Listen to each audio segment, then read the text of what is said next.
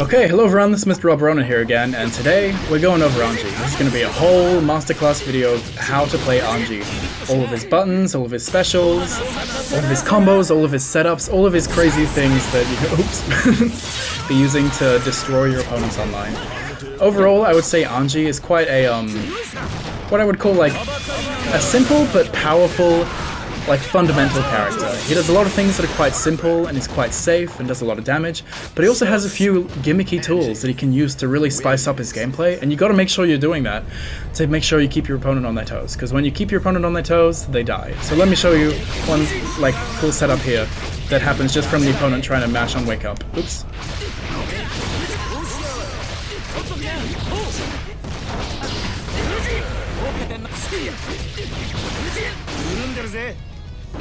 He tried to mash once after my combo, and boom, 80% of his life is gone. That is how you make Anji spicy. You throw in a lot of fancy little OTG setup things that make him like a little bit more interesting, like keep the opponent on their toes.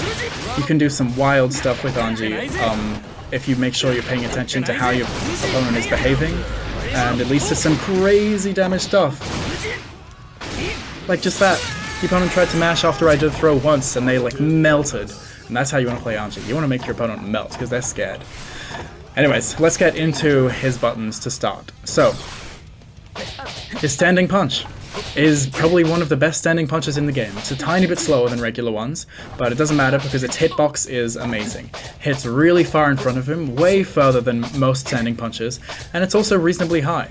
So not only is it just a great like mashing tool, like when I'm running on my opponent, and maybe if I don't want to like commit to my like standing slash, which is a little bit slower, I can just do my standing punches, which honestly hit at a similar range, like obviously not as far, but like they cover like a pretty good portion of the screen, especially if I'm running in, I have momentum. I'm sliding in on the opponent and hitting them with these, it's super powerful. And they link into his best command normal, which is, well, they don't link, they don't combo, but they cancel into his 6H, which is like his best, it's his only command normal, but it's so useful, it's something you're going to be using a ton. And not only is it just a great mashing button, a great like spacing button, it's also an excellent anti-air. It's amazing as an anti-air. Let me make my opponent jump. It hits them at basically all heights except the absolute peak, so as you can see here, if I do it right at their peak, but any other time, it hits them super consistently. And because it's my 5p, I can just mash it. And just do it a bunch of times, and depending on how high they are, I can hit it like up to 4 times. And it's crazy, and because it's my 5p, I can cancel it into things, like my Ko, or I can cancel it even into my command normal.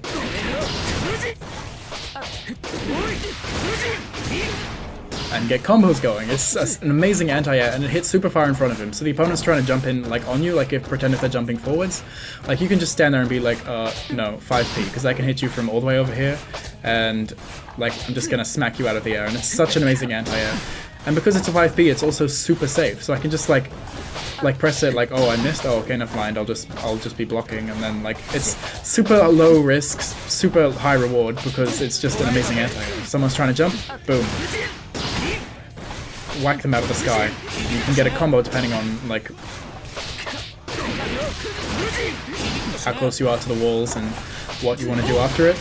And it's just, it's an amazing anti-air. You can go into so many things. It hits at basically like any height you'll want to anti-air someone at. And even if they are at the absolute peak, then you have the option of using your 6p, which isn't that great of an isn't that great of a move, but it does hit at the very tip of their jump, which is something your 5p doesn't. So if your 5p ever has any problems, it's solved by your 6p. Now, for 6p, even though it's a good anti-air because it has, you know, upper body invincibility and hits quite high, it alone compared to other 6ps isn't that great, because you don't really get anything off of it except for a single Fujin. Like, unless you're like right under your opponent, you're not going to get a Ko. And sometimes you don't even get a Fujin. Like, so you kind of just have to be lucky to get literally anything off of it. You don't get any follow-ups off of Fujin. Yeah, see, sometimes if it's like the perfect space, you can get a Ko, but that's nothing your 5p can't do. And like if you hit it on the ground, you don't get anything from it except for a Fujin, it's just not that great, and it doesn't hit particularly far forwards in front of him, and he can't like combo into it except for like off of a single very close like standing P. Like he has to be right in front of their face to combo into it. It just doesn't have too much use that the 5P doesn't already cover. Now his crouching P is basically the exact same. It has a very similar hitbox. His is a little bit not as far, but you know, it goes quite far out in front of him, and it's basically the same thing as your standing P, except you know, you're crouching, you're a little bit lower down. You can't even anti-air with this one as well. And what's really good about your standing P and your crouching P is that even though they don't combo into these, and there is even a gap that they can be interrupted, you like, because they're a mashable button, you can cancel them into themselves. You can just go like one button into your 6H, or two of them into your 6H, and this makes it practically impossible for your opponent to know when they are allowed to interrupt your 6H, because you can just do two of them into your 6H, and yeah, basically all the time you can go super low risk, you can get your 6H out, and 6H is an amazing button, we'll get to it soon. But yeah, your crouching buttons are super amazing because they have great hitboxes, and they can link super easily into a great command normal that lets you get all of your Fujin pressure and stuff going that Anji is very well known for. His jumping P is also quite similar. It has a really good hitbox, and it's a super, you know, low commitment move because it recovers quickly, and mainly you're going to use it as your like air to air. So like if your opponent's going to jump at you, you can blah blah blah blah blah blah and whack them out of the air. Here, let me just show what that looks like if you haven't seen that before.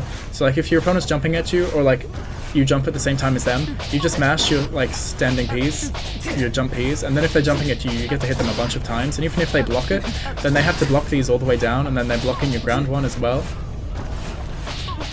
And then you do your ground one into your 6H, and then blah blah blah, and you get all your pressure going, and it's really good.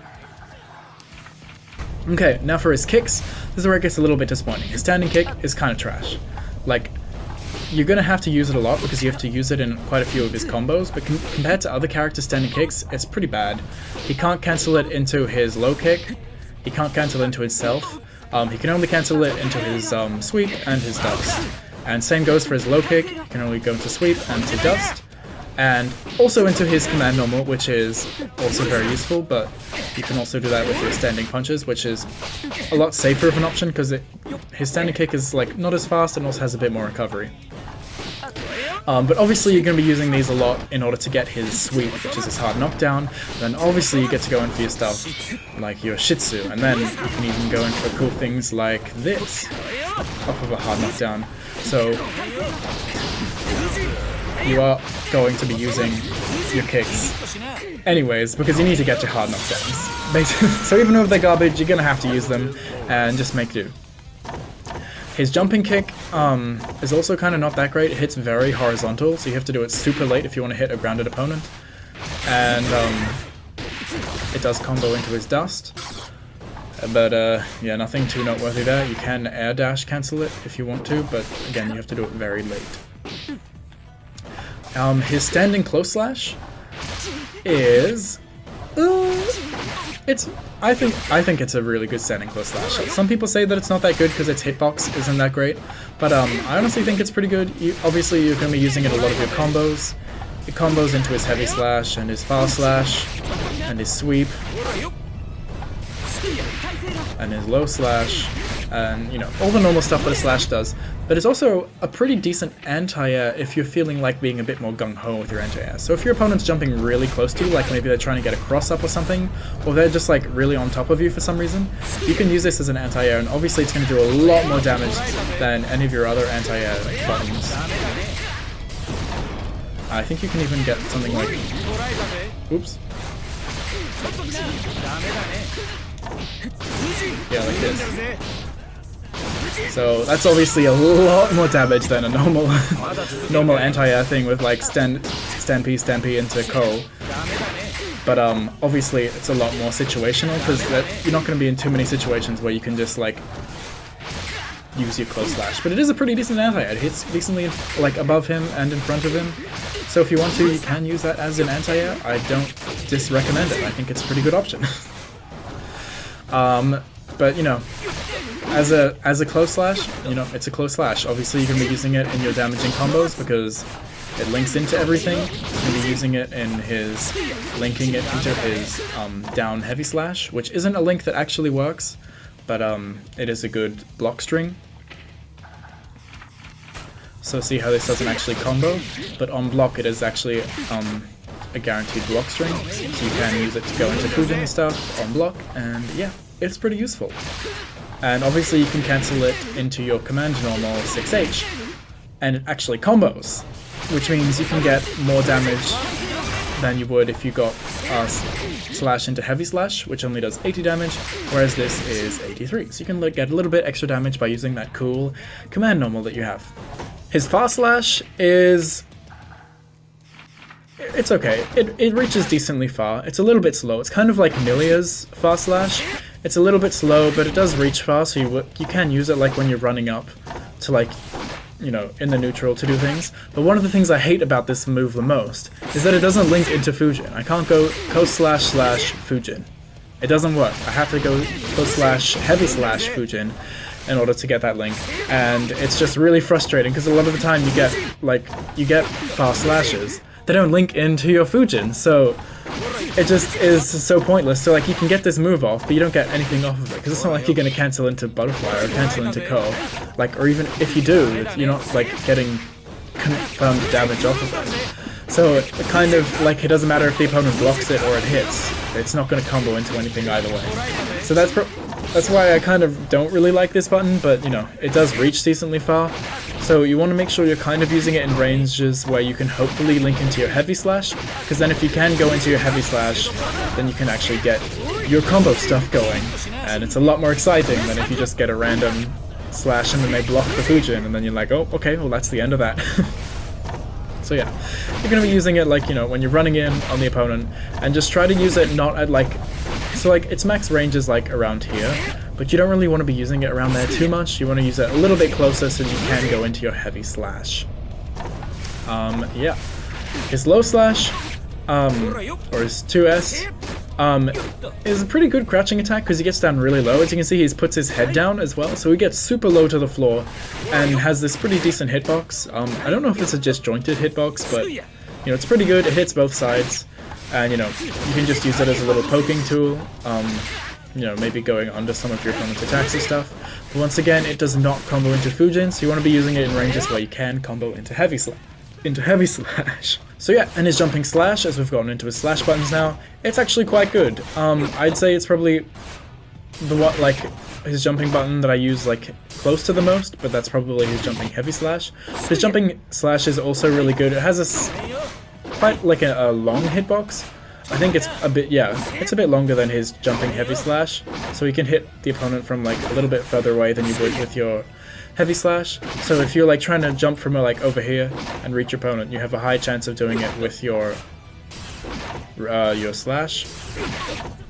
And you can actually, unlike his heavy slash, you can actually dash after it.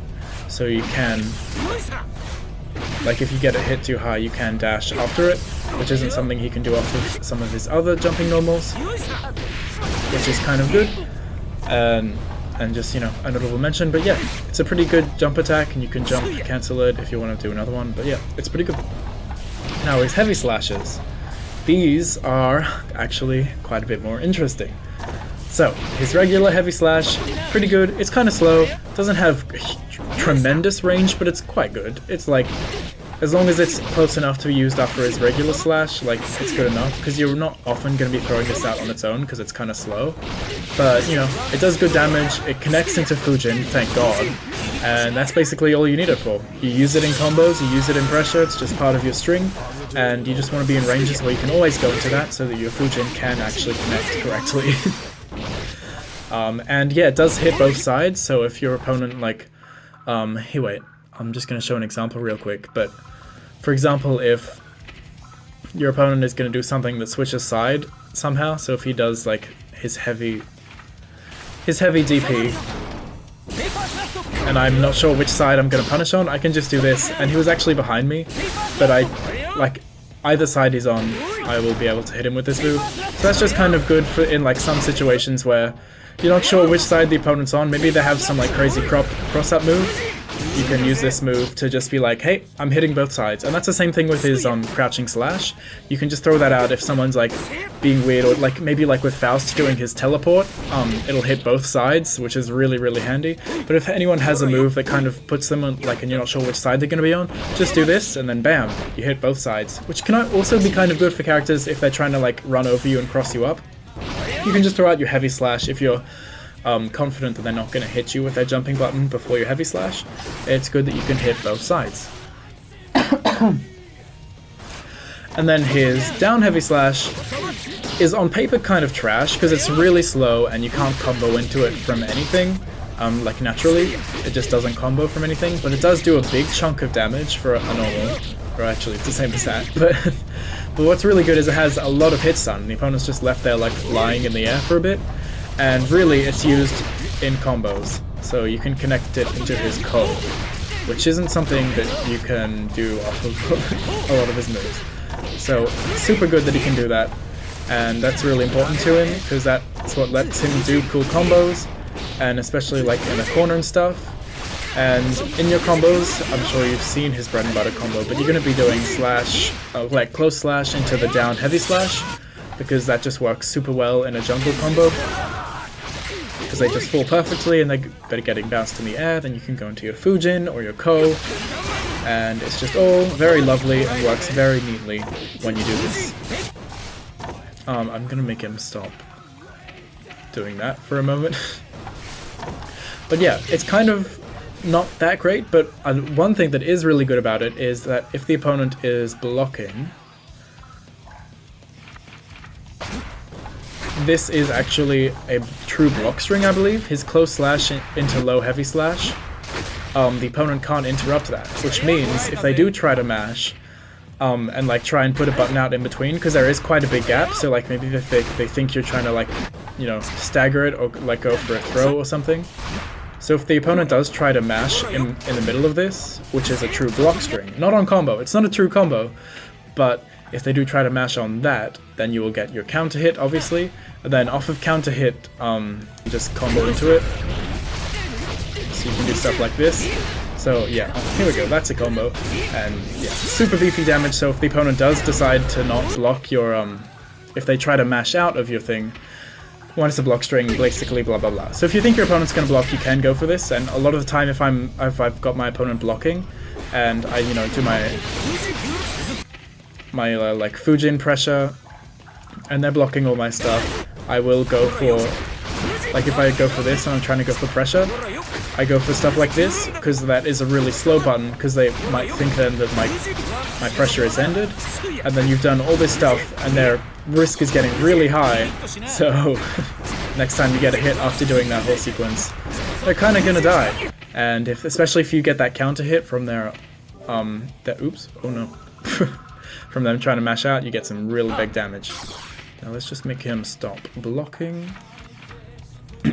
Okay, so that's his down heavy slash, and as we mentioned before, his jumping heavy slash is basically his best jumping air attack. You're going to be using it a lot because it hits really low below him. Obviously not at the peak of his jump, but like anything after he's hit the peak, he's going to hit the opponent. It's just a really good jumping attack. You're going to be like dashing around a lot, just doing this. Instant air dashes into heavy slash. And then if they block it, you know, you go into some Fujin pressure, or you can, you know, go into a sweep and do stuff like this. It's just his best jump in for like just nailing the opponent down and making him stand there because it hits quite low below him. And now to finish his dust buttons. Obviously his sweep, nothing too notable about it. It doesn't have a huge hitbox, you know, it's a sweep, he gets low to the ground. It looks kind of cool how he like rests on his arm. But obviously, just like every sweep, it's a hard knockdown, so he has time to throw out his butterfly. You want to kind of do it from not too close, or else the opponent can like DP you, if they have a DP, otherwise it doesn't really matter. You also don't want to do it too quickly, or else the butterfly will just go straight behind them. So, you know, throw that out, and delay the butterfly a little bit. And then you get to go in for your butterfly pressure, and go wild, and blah blah blah. This is the Anji stuff that we all know for, and don't worry, we're going to get into that. His dust, just like his sweep, it kind of looks cool, but it isn't actually that great. Like the actual hitbox, it doesn't have a great hitbox at all. It's pretty small, but you can get some cool like mix-ups going. Like if I do something like this, they think that I'm gonna finish the combo, but then I actually go in for my dust in the middle there, and off of his dust. I'm not sure exactly what the optimal is, but you can get something like that. That's pretty decent damage. 202 on Kai, pretty good. But yeah, it's an overhead. It's unsafe, but it's big damage. The hitbox isn't great, but it looks really cool with the umbrella and stuff. And his jump dust is also his umbrella move, but it's quite an interesting jump attack, because as you can see, it changes his like jump trajectory. So even if I'm like dashing forward, if he does this, it stops him in place, does this little like bump into the air, and then he just falls straight down. And depending on how high you are, you can actually get other jumping attacks after it. So it's actually quite safe to use, and he can block like pretty quickly after it. But yeah, it's a pretty good jump attack, and it's really good for like changing your trajectory. So if you see your opponents trying to like anti-air you, or like trying to like air to air you, you can throw this out, because the hitbox goes like straight in front of him. So sorry, hitbox is a really good anti-air, as a really good air to air, for the fact that it hits straight in front of him and it stops him like flying forward. So if you're like launching yourself at the opponent, you realize they're trying to do something, you can be like, whoop, hold that dust, and then like stop flying forwards. Because as you can see, if I was like back here and I did my air dash, I'm straight in his face. But if I do it, I stop early and land all the way over here. So it's pretty interesting, and it also sends the opponent flying and causes a wall bounce, which can lead to some really fancy combos. But a lot of the time I don't do those because they're kind of complicated. But as you can see there, like when the opponent bounces off of the wall, you can get some extra extensions off of it. And you're going to be doing it quite a lot after these Ko in the corner. Oh no, I have Recorder's Curse. I'm going to mess up every combo, aren't I? There. So you can get it after Ko because you can, cancel things off of Ko. And it's also his most damaging air jump attack, so you're going to be using that in combos if you want to get max damage. But I think that is all. Oh no, it's not. He has one command normal that we haven't mentioned, and that is his 6H. And this is arguably his most important tool, because I don't know, you're just going to be using it all the time. It reaches super far. Oops, I did not mean to do that. So as you can see, it reaches super far. It is 3 hits. It can hit from the round start position. You're not really going to be using it on round start because it's kind of slow. But basically, this is like what you're really going to be using in footsies, because it kind of hits like above him. As you can see, the fans kind of go in the air. So if you're lucky, it can kind of work as an anti-air. It has 3 hits, so you don't have to time it perfectly. You can just go in like... This is the real, like, if people are calling Anji a gorilla, this is a really gorilla move, because, like, kind of like Giovanna's triple kicks, if you've got momentum and you, like, are running up and do it, he just, like, is sliding forward with this, like, long, super active, 3-hitting hitbox, and, like, you just got no hope of, like, not getting hit by it, so he's just launching himself in on you, and if they do get hit, then boom, combo, you're gonna die. And if they block it, well, it's going into Fujin, and you can just be super safe and stuff. But yeah, it's super good, and you're gonna be connecting it off of his punches, a random kick, basically anything that isn't like his fast slash. You're gonna want to try and go into this as much as you can. So fast slash, you're always gonna want to try and go into his heavy slash. But like anything else, you kind of want to go into his 6H, because it's just his best move. It does the most damage, does more damage than his standing heavy. And you can link it off of his kicks, or not link it, but you can cancel it off of his punches and kicks. So you can just go into it a lot easily, and if the opponent happens to get hit by it, then bam, you get your combo. If they block it, well then, Anji is very safe, and he can go for a lot of pressure. So, yeah. That's his 6H. It's his really most useful tool, and one you're going to be almost spamming, but I won't say spamming. But maybe spam it. It's really good. But yeah. So now just generally how he's going to cancel his like buttons into each other. Let me just put the opponent onto block for a second.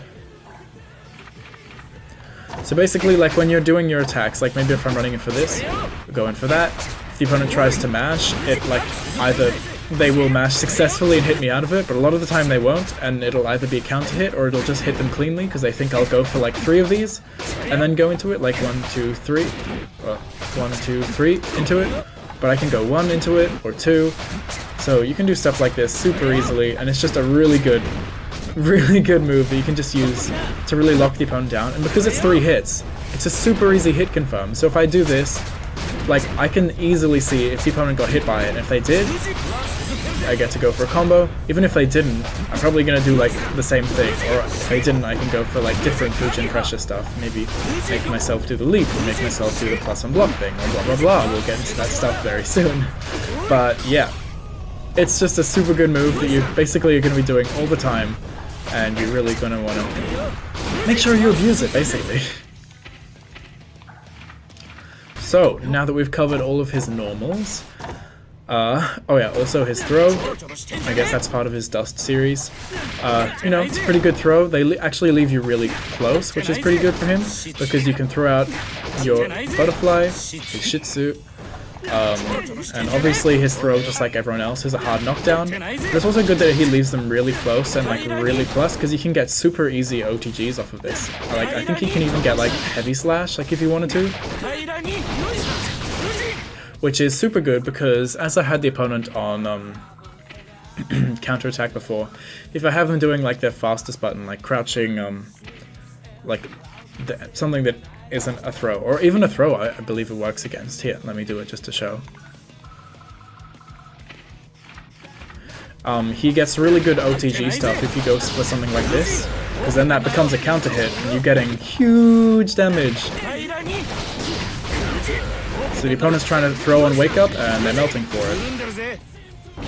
So they tried to throw once after I did my throw, like OTG. Like they tried to Wake Up buttons, or like they tried to press anything on Wake Up except for like a DP, and like they've almost lost like 80% of their life bar, or that probably was 80%. Like they just melt if you get a successful OTG. So you really want to make sure you're keeping that in mind. So his throw is very good for that, and obviously, as I'm sure everyone's seen, it's a really good opportunity for him to throw out his Butterfly, and you get Butterfly shenanigans.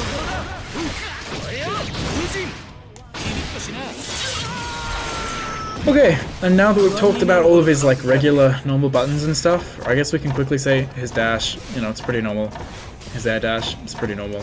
His back dash, pretty normal. All pretty basic there. Okay, so now let's get into his specials, which is where he gets a little bit more interesting. So, let's start off with his Butterfly.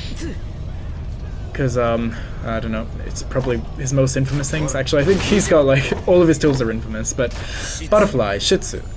It's a very slow attack. I think it's like 100 startup frames, 107 I believe. I don't actually know, but I think I've heard that somewhere. But basically, super slow moving Butterfly thing that goes across the screen, and you can run up behind it. But unless your opponent is being super patient and waiting like far away back here, you're not going to be throwing out in the neutral too much, but honestly, sometimes I do. Like, if the opponent's just doing nothing, I'm like, well, what am I going to do? If they're giving me time to throw out the Butterfly, you know, may as well. Because you can run up behind it, and if it does hit the opponent, you get some, like, you know, beefy damage. And if they do just stand there and block it, then, you know, you get to do your Fujin pressure. But what's really good about throwing out the Butterfly is it makes the opponent so scared, because it's this two-hitting, super slow projectile, super plus on block. It just leads into crazy pressure. So, there's basically two types, or there's 3 options of what you can do, or of what opponents do when you throw out your Shih Tzu.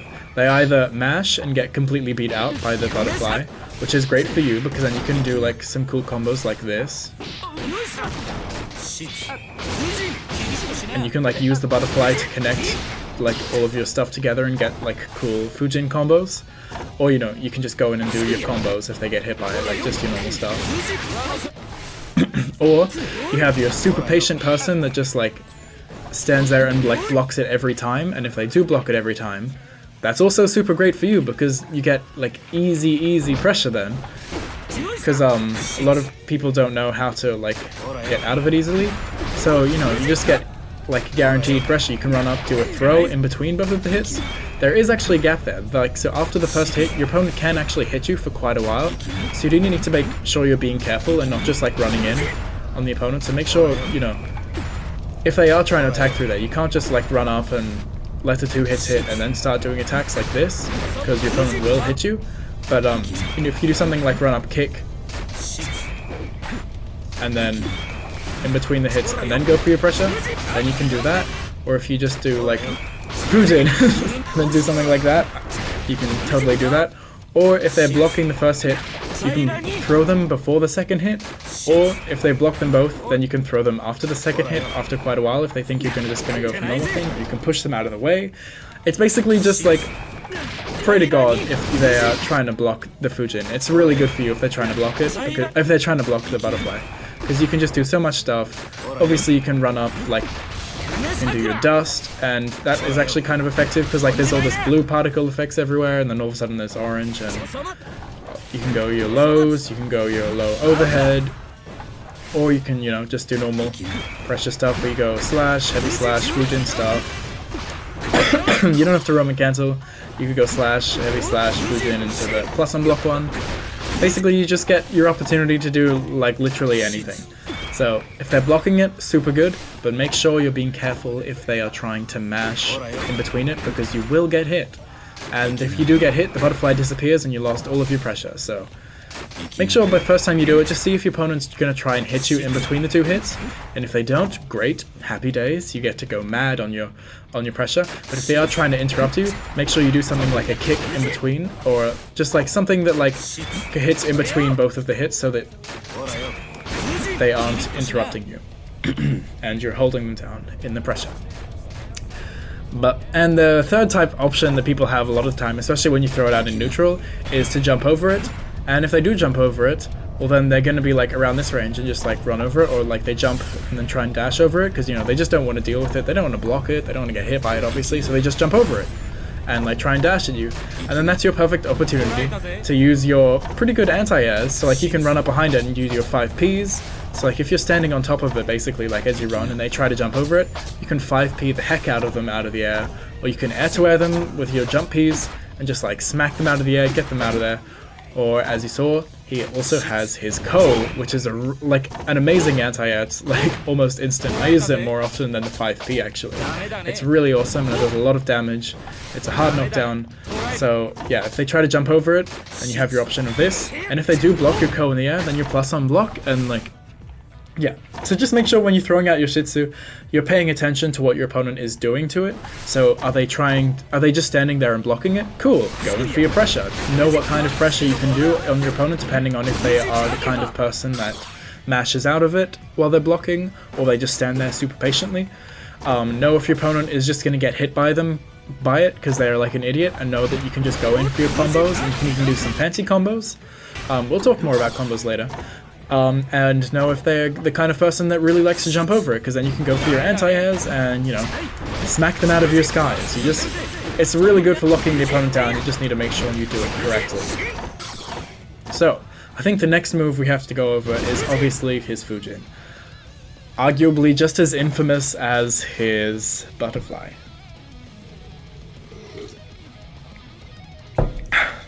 So, his Fujin. We all know it's down forward heavy slash. On its own, pretty basic, but it's the follow-ups that makes it super scary. So he has a slash follow-up that is your follow-up that you're going to be using 90% of the time. You're going to be using it, like whether it's on block or on hit, you want to be doing the slash follow-up because it's the only follow-up that actually... Okay, let me make him stop blocking, please. It's the only follow-up that actually combos. So like, if you land a Fujin, you want to go for this so that you get the damage. Like if I just do this, I get a really decent chunk of damage there. And if I run up, I can get even more damage. And so, you know, I'm getting beefy damage like that. But if I do like these other follow-ups, they don't actually combo. None of them actually lead to like guaranteed combos. So, you know, if you're just wanting to grab your damage, go for the slash. and it's also like safe on block.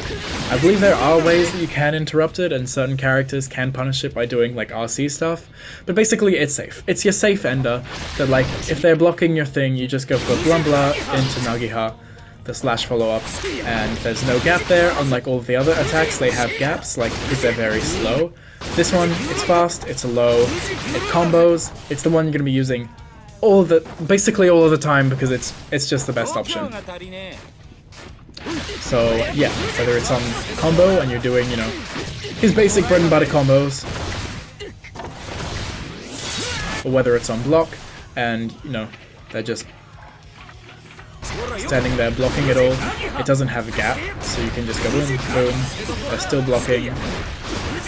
And it's also safe, and it's a low, so like you can just throw that out, you're safe, they blocked kind of a mix-up, and like easy games. So yeah, make sure you're using slash most of the time, and don't be the dumb Anjis that are doing this most of the time. So this is his heavy slash follow-up, which is this slow overhead. Like, it's quite slow compared to, see how quick the slash version is? That's a low, and it actually combos. This heavy slash follow-up is an overhead, but it's very slow, and it doesn't combo, and it's unsafe. It's very, very unsafe, and it leaves you straight in front of the opponent. It's very easy to punish. So really, you only want to be using this in, like, maybe if you've landed a combo, you can use it in combos like that, especially in the corner, because you can, you know, keep bouncing the opponent. So like, you can use it like that in the corner to like keep bouncing them in the corner, but you don't really want to be using it just like regularly on hit, unless you're really sure that the opponent just like isn't gonna block overhead, because, you know, a lot of the time they're gonna be blocking low, because if you are playing Anji correctly, you're gonna be using the slash follow-up most of the time. So, you know, they're getting used to you just constantly going, oh yeah, slash, oh yeah, do the safe slash, safe slash, safe slash, safe low slash, and then randomly, suddenly you throw in this overhead, and then boom, you get this whole combo off of it, because they thought that you were going to be doing the low slash again. So that's where you make it tricky. So it's really not an option you want to go for a lot, because it's unsafe, it's slow, like they can just mash out of it, they can punish it, they can mash at any point of it, because it's so bad and slow and unsafe. But it is an overhead, so if they are blocking low and they're just like getting used to blocking you low all the time, then you do get to go for the overhead.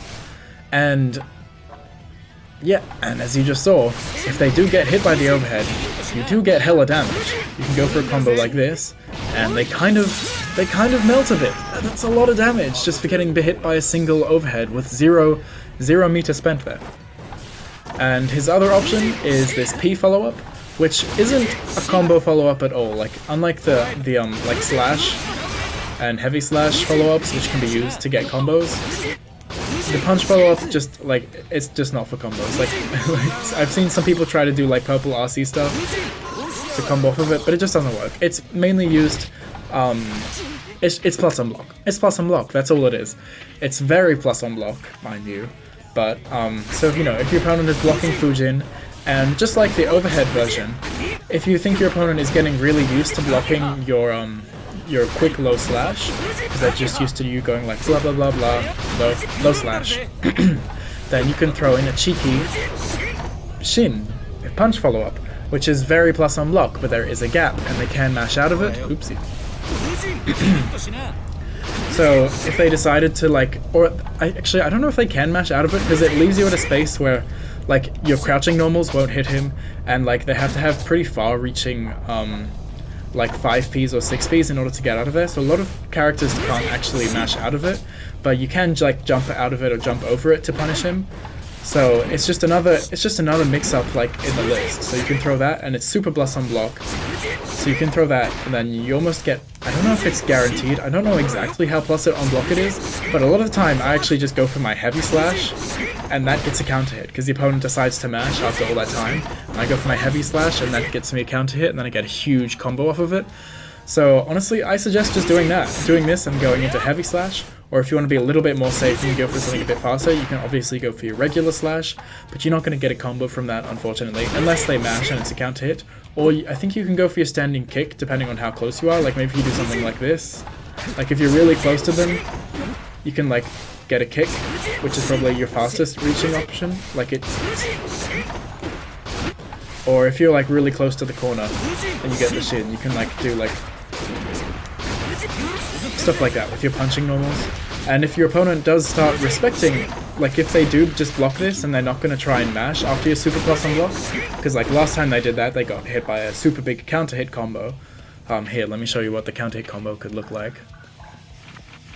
So like they just blocked my shin, just like pretend they just blocked that and then they decide to mash, and then I hit them with my heavy slash. I hit them with my heavy slash.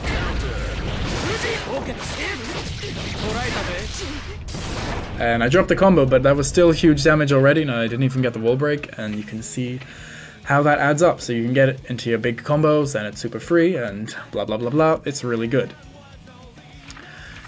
And yeah, it's just super plus on block, and if they do start respecting it and they're blocking what you do afterwards because they don't want to get hit by the counter hit combo, if they do block that, you can just run up throws, and then you get to go for your wild Oki stuff, like whether it's the butterfly or the twisting Fujin or blah blah blah blah.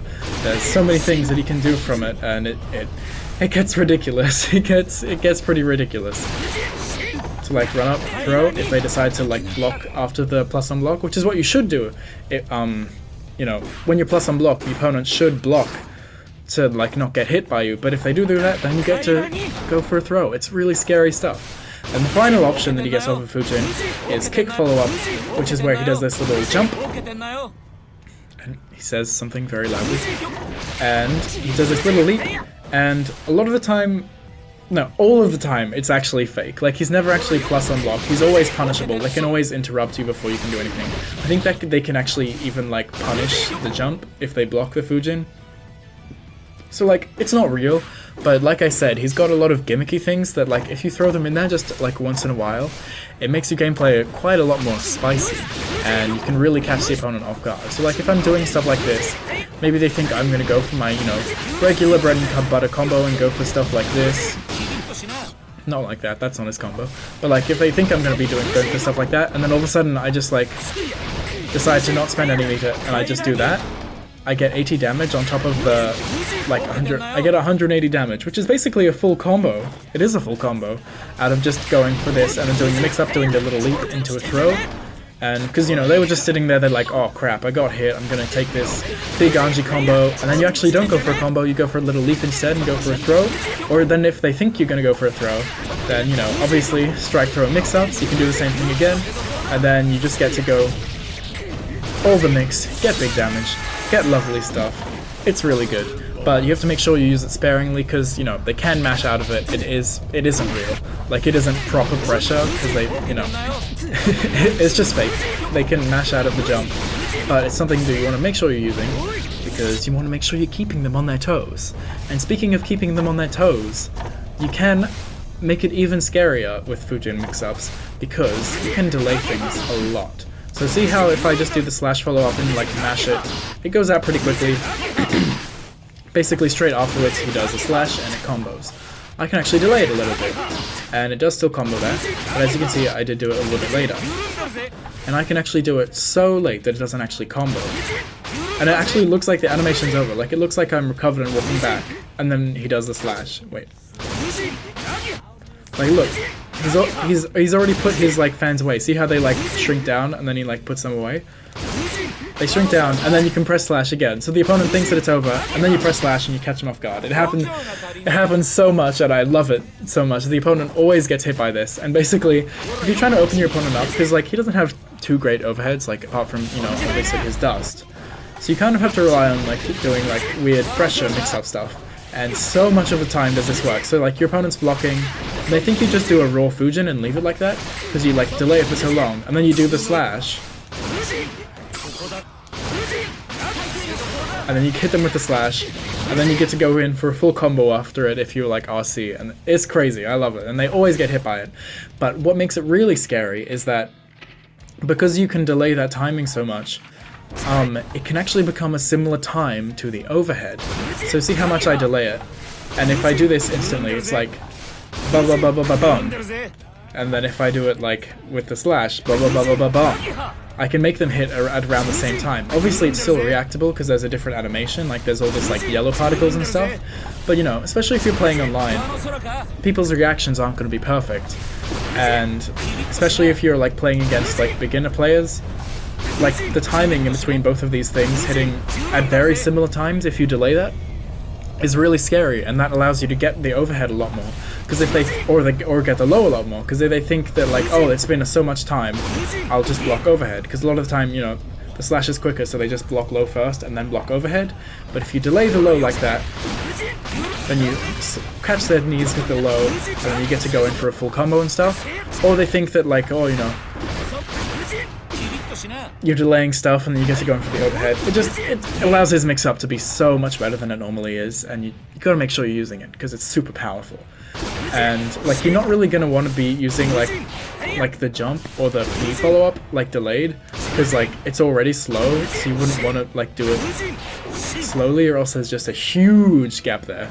And you're not really gonna want to delay the overhead either, because like the opponent's going to have mashed out by then, and there's not really a point in delaying it. And same with the jump. So the only one you're really going to want to be using is like the heavy slash, is the slash follow-up, because, you know, it's safe. So like, even if they do get hit by it and you don't have any meter, you know, you just hit them, and if they do block it, then like, so what? It's safe. Like, you've mixed them up a little bit, you've made them think a little bit more, because like it's not coming out instantly. You're putting out really slow, so now they're getting mixed up with the overhead and everything, and it's just getting really scary. So yeah, make sure you use the delay off of Fujin. And the last part of Fujin, yes, I know, there's so many aspects to Fujin, is that you can actually hold it down, and he does this little twirl stuff at the start. And we'll talk about what the twirling or the spinning is with his next special move. But basically, he gets to add this special move, which is just the twirl, but he gets to add it onto the beginning of his Fujin, and basically charge up his Fujin to make it, I don't know, it doesn't do more damage, but as you can see, that's regular Fujin. Charged Fujin launches the opponent across the screen. You can also get a combo off of it meterlessly then. And you can do something like this. So if they get hit by the charged Fujin, you can do something like this. Oops.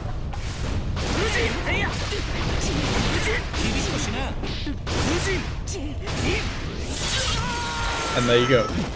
Meterlessly, by the way. That was no meter was spent there, and I got 205 damage from like a little bit closer than mid-screen. So pretty crazy stuff. And obviously, like, after you charge Fujin, you don't have to do the jump. Oh yeah, by the way, if you didn't see, what I do here to get this combo is I do the little jump, because they get sent so flying away. Like, I'm not going to get any of my other follow-ups, like the overhead or anything. Or maybe I can get the overhead if I'm super late, but whatever. You can do the jump, and then he jumps at them, and then you get to follow up with your regular buttons, and that's really, really cool. I love that. But, if they do end up blocking it, well then you can just go for the low, and it's just like before. So, you know, may as well. And what the twirl does, other than making it launch them way higher into the air, is it actually gives him what is called a guard point at the start, which is basically armor or invincibility. And that's just kind of wild. So if I put the opponent to do an attack, so if I have him like just do a standing punch when he wakes up. So see, he's going to do a standing punch as soon as he wakes up. Now if I do this, that was my Fujin input. And then, because it eats the move, it goes into this like upwards twirl, which like shows you that like the opponent didn't attack and like you successfully like parried them basically. And depending on what move they do, if you eat it, it's like makes it a lot more punishable. So particularly for heavy buttons like slash, heavy slash, and dust buttons, they can become super punishable if they get caught by your parry spin. So for example, I make him do standing heavy slash. That's going to be a super easy punish for me. Oopsie. So if they hit me while I'm doing the twirl part, not the actual Fujin, just the twirl, I get to go in for a super easy punish, and I can get a full punish combo going like that. It's super amazing, because like that also means you can throw it out in neutral, because it basically adds invincibility to the start of Fujin. So like you throw that out, and if they happen to throw an attack at you, like maybe it's a projectile, Kai throws his projectile, I'll just spin straight through it, it won't hit me, it won't hurt me, nothing happens, and I just get to go straight through it.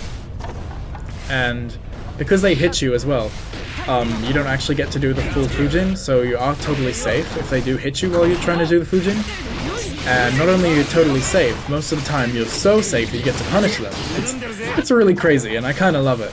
And then if they do, like they end up not pressing a button, then boom, you've just landed a Fujin, and maybe you're getting a combo going, or maybe they blocked it, and you know, you just get to keep yourself safe, or you get to use the plus on block thing, or blah blah blah blah. It's really amazing that you can use such an awesome pressure mix-up tool like Fujin, and then add invincibility, or no, it's not technically invincibility because you can throw the spin, but you're basically invincible against normal and projectiles at the beginning of Fujin, and that's just kind of wild. And then if they do get hit by it, then you get this cool combo going after it. And it's just crazy. It's just so cool. It's so cool. And yeah, he can keep himself safe. He can just throw this out. It's wild. Now, I've been talking about Fujin for far too long. Let's talk about his Ko.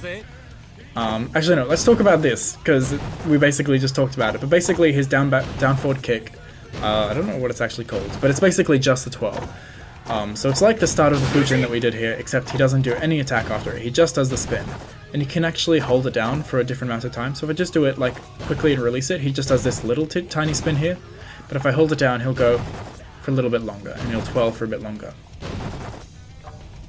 Now, why is this useful? It's hella useful. So, after he does the twirl, but keep in mind, while he does the twirl, he's basically completely invincible to anything except throws. So he can just throw that out, and he's like, boom, okay, I'm invincible, and he can basically cancel it like straight into block. There's a tiny bit of recovery at the end of it, but it's so small, so like it doesn't matter. I've never been punished by the end of this thing. I think I've seen some people be punished by it, but like, the only thing you should worry about being punished by is like a throw. Like you can just throw this out and you can just like be invincible for a little while to get in on the opponent, which is super effective against characters that really try to keep you out, like Kai or maybe Axel. So you can just throw this out and you're just like twirling in on the opponent invincibly, and you just get to be in on top of them, and it's super great. So like if I've done something like my fast slash and they block it, and I don't want to go into Fujin for some reason, like, and I think they're gonna press a button afterwards, I can just go for my twirl, and if they do stand there, and like they don't press a button, then like I'm just in their face. I can go for a throw, which is the the fastest button in the game. Like as soon as I'm not invincible, whoop, throw. Or if they think I'm gonna throw, then I can go for this, and go for combos. But like invincible, invincible, invincible, throw. It's crazy that you can do something like that. Even if they do press a button, like we showed before. Oops. See, that was him countering the end of it. So there is recovery on the end. So you can't just use it completely willy-nilly. But like, basically you can. So as you saw there, if I just like pretend this is happening after my fast slash. So someone blocks my fast slash and I just go like into like this. And then they just like try to press a button as as a reversal. I can just twirl into their face, and if they use a heavy button like a heavy slash or a slash or even a lot of dust buttons, I just get a clean punish for it. And even if they do something that is a little bit faster, like if he does, for example, a kick, I can't actually punish it because it does recover it like faster than his heavy slash, so I don't get a proper punish there. But because I'm straight in his face just doing my twirling there, I can just get a throw, and that actually was a punish because throws are so fast. But even if it's a standing punch, it's not going to be a real punish, but there's nothing your opponent can do about it basically, because it's just so quick that like it's the fastest button in the game, and you're right in their face just twirling at them. You can just do a throw and it's almost guaranteed. It's ridiculous and I love it. So yeah, wild stuff here. And if you do think they're going to punish the recovery of it, obviously you can do like a PRC if you really want to, but like, come on. I doubt your opponent's going to be punishing the end of that successfully. And if you do think they're going to, like if you're doing this a lot and you're like doing the full like held twirl and like twirling for a lot, and then like being in their face and throwing, if the opponent starts to realize they're doing that, they're going to start and try and throw it, because you can throw the twirl. It's not invincible to throws. So you can do, then what you can start doing is these tiny twirls, and like just jumping out of them. So like instead of holding it down and going the whole way, you can just go into a backdash or go into jump. And then if they do try to do a throw, then you get like a big counter combo from doing your landing button, and then you get huge big damage for countering their throw. And so you can kind of like fake them out, and then like, because the backdash is invincible to throws because they do that little like jump back. So like you can do that and then jump back and then dodge their throw and like kind of fake them out so they think you're gonna keep doing the 12 but then you just do a little one instead of doing the big long one, and it's just wild. I love this move so much and I think people should use it a lot more than they do. Okay, and for his last move we have Ko. Ko, just like Fujin, also has the optional spin at the beginning of it, so it can be charged up. But it is his, like, kind of like a DP, except not really. It's not a DP motion, it's just down forward slash. And it also doesn't hit grounded opponents, it only hits them if they're in the air. So you can connect it naturally off of his sweep and his 2H. And after long, like if the opponent's in the air for a long amount of time, you can actually do the charged version, which does do a little bit more damage. So as you can see here, if I just do it regularly, I get 104. Actually, I don't know if it does more damage, but it has a different like hit stun. So if I do it like this, it is just as quick, leaves the opponent kind of close and doesn't launch them as far into the air.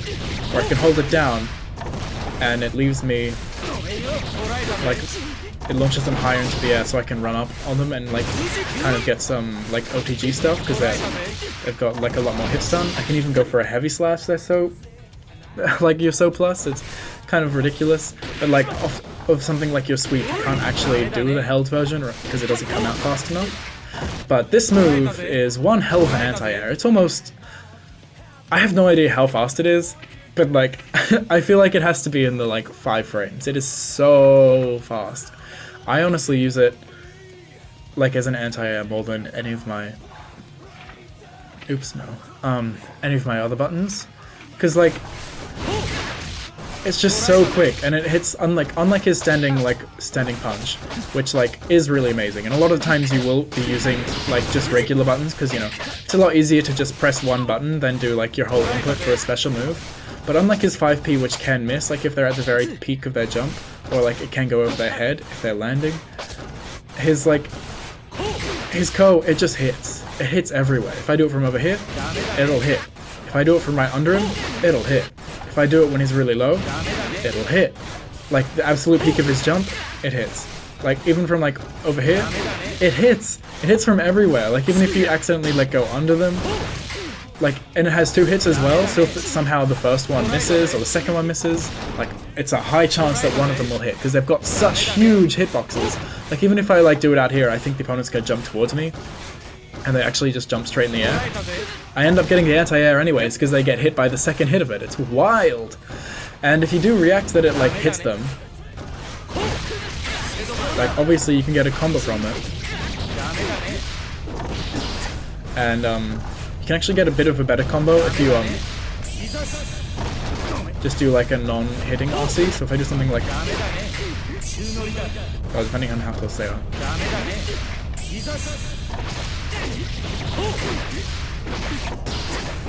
Oh, oops, I thought it would have been more spot there.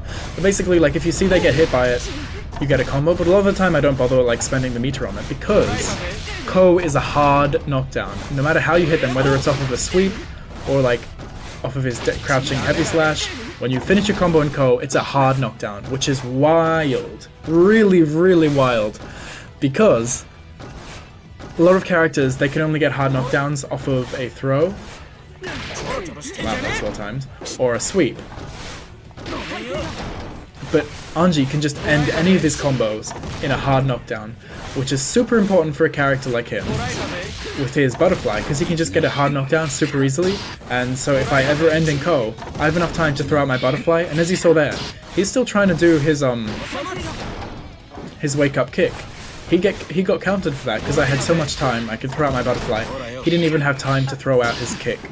Like, it's crazy. And he can just, like, all of his combos, because they all kind of, like, can always be ended in this, he can just always throw out his butterfly and get easy OP off of, like, almost any situation. It's wild. It's crazy. It's so good. And, like, even if you're not, like, if your butterfly pressure isn't working out on the opponent, like, maybe they're DPing a lot, or they're someone that just really knows how to deal with the butterfly, a hard knockdown is a hard knockdown. So, like, unlike something like that, where the opponent, or just like Fujin, see how the opponent just does like this instant roll when they hit the ground? That's like a non-hard knockdown. and they just like instantly roll away, and you don't really have time. Like, I can't really pressure them because they like roll away and stuff, but if I get my Ko, they're lying on the ground. I get so much time to run up, and I can just be standing on top of them for as they wake up. And if I'm standing on top of them, that means I get to be the one that chooses what kind of pressure is going on. So like I can run up and I can do a throw, or oops, or I can mistime it and get hit by his kick. But I can go for a throw, or I can go for a regular hit, or I can go for a dash over. A lot of the time, I actually will just go like dash in from the air, because it does leave you in an airborne state. So I can do an air dash, and then I'm just straight on top of the opponent already. And because you're so plus, you can actually get a like a jumping heavy slash if you want to get a little bit extra damage. Though I don't suggest you do this all the time, because sometimes you can get a side switch, as you saw before. And you know, you lose your plus frames on wake up, so it kind of defeats the point of it a little bit. But a lot of the time, if I don't want to throw my butterfly after it, I'll just dash up, and then depending on how close I hit the Ko from, it might be a cross up, and I might be on the other side, and then they have to block the other way, and you know, it's a bit of a mix up like that. But I'm also just like straight on top of their face, so I can go for a throw. I'm just right there. I have so much time. I can go for anything. I can get my meaty super easily. If you know what a meaty is, it's basically just timing your attacks as the opponent wakes up so that they can't do anything. But it's so good being able to get this hard knockdown and chase after them. It's amazing. I love this move so much, even though it's kind of not that great because you can't hit grounded opponents, which is kind of weird, but it makes up for it in that it's just super amazing. It's just so good. And another use for it is that you can actually kind of, you know, be kind of sneaky and use it in pressure, because it does put you in the air. So a lot of the time the opponent thinks like, haha, you missed it, I guess I can punish you now, I'll wait for you to land on the ground, and then like punish you and get my cool like close slash big beefy combo. But what they don't know is you can actually do jumping attacks as you fall down. Basically any of them. Even though, I mean, even Dust, even though you're probably not going to do it, because it's kind of weird. But you can do anything after it, and just like fall down and whack the opponent. A lot of the time, my go-to is just using Slash, because, you know, it just works the most consistently for me. You can get a combo from it super easily. But like, it's super good, like, because if your opponent thinks, especially if you're doing this like weird like mind games here with punch, punch, punch into like forward heavy slash. Sometimes I just go like punch, punch, Ko, and then they're like, what the hell just happened? And then they don't react to it to punish it, or they don't, or they're like, oh wait, should I punish that?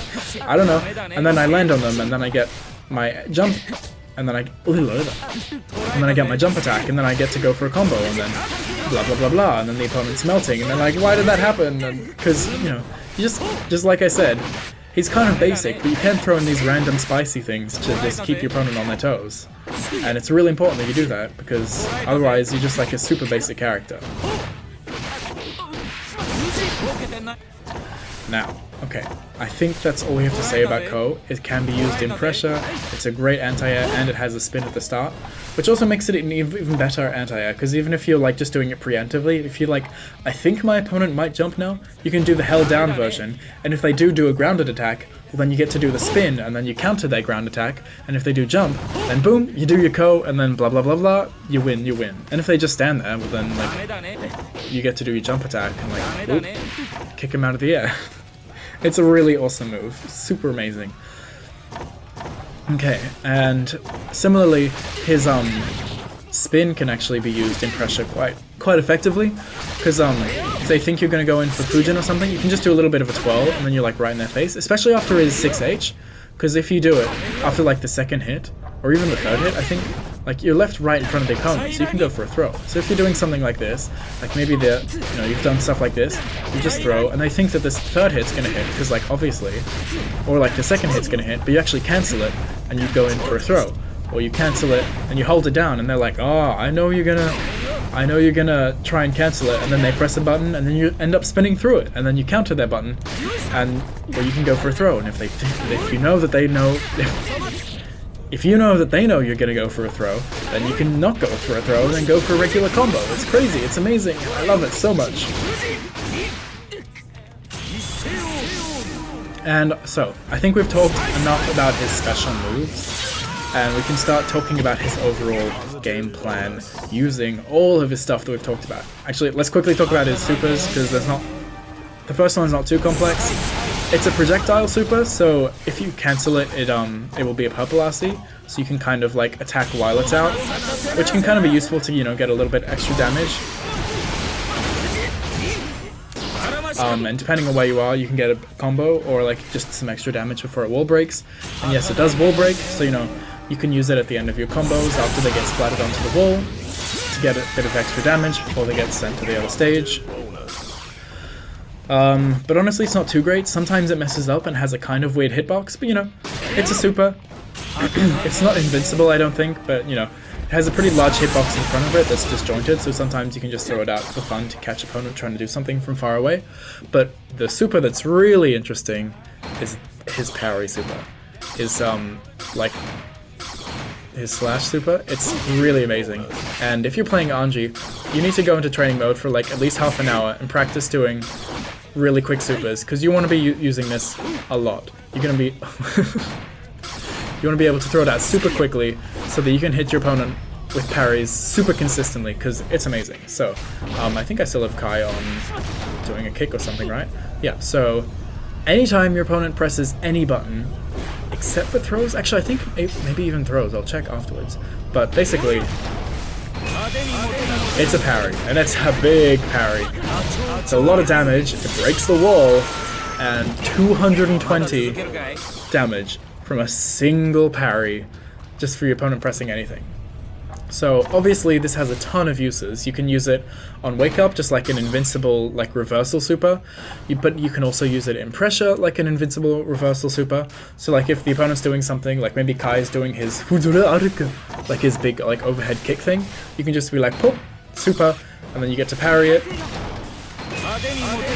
then you get all this massive stuff. And it can actually be Roman cancelled, unlike his other super, because it like is a physical hit. And as you can see, if you do that, you get some crazy damage. 303, that's ridiculous. That's ridiculous. And I just did that on the fly. That's probably not even an optimal combo. That's crazy, crazy, crazy stuff. Yeah, and as you saw, it wall breaks to do a lot of damage, and it can even parry projectiles, which is kind of ridiculous. It can have some slightly weird, like hitting if it hits like from not right in front of the opponent, but he will still try and do as much of the super as possible.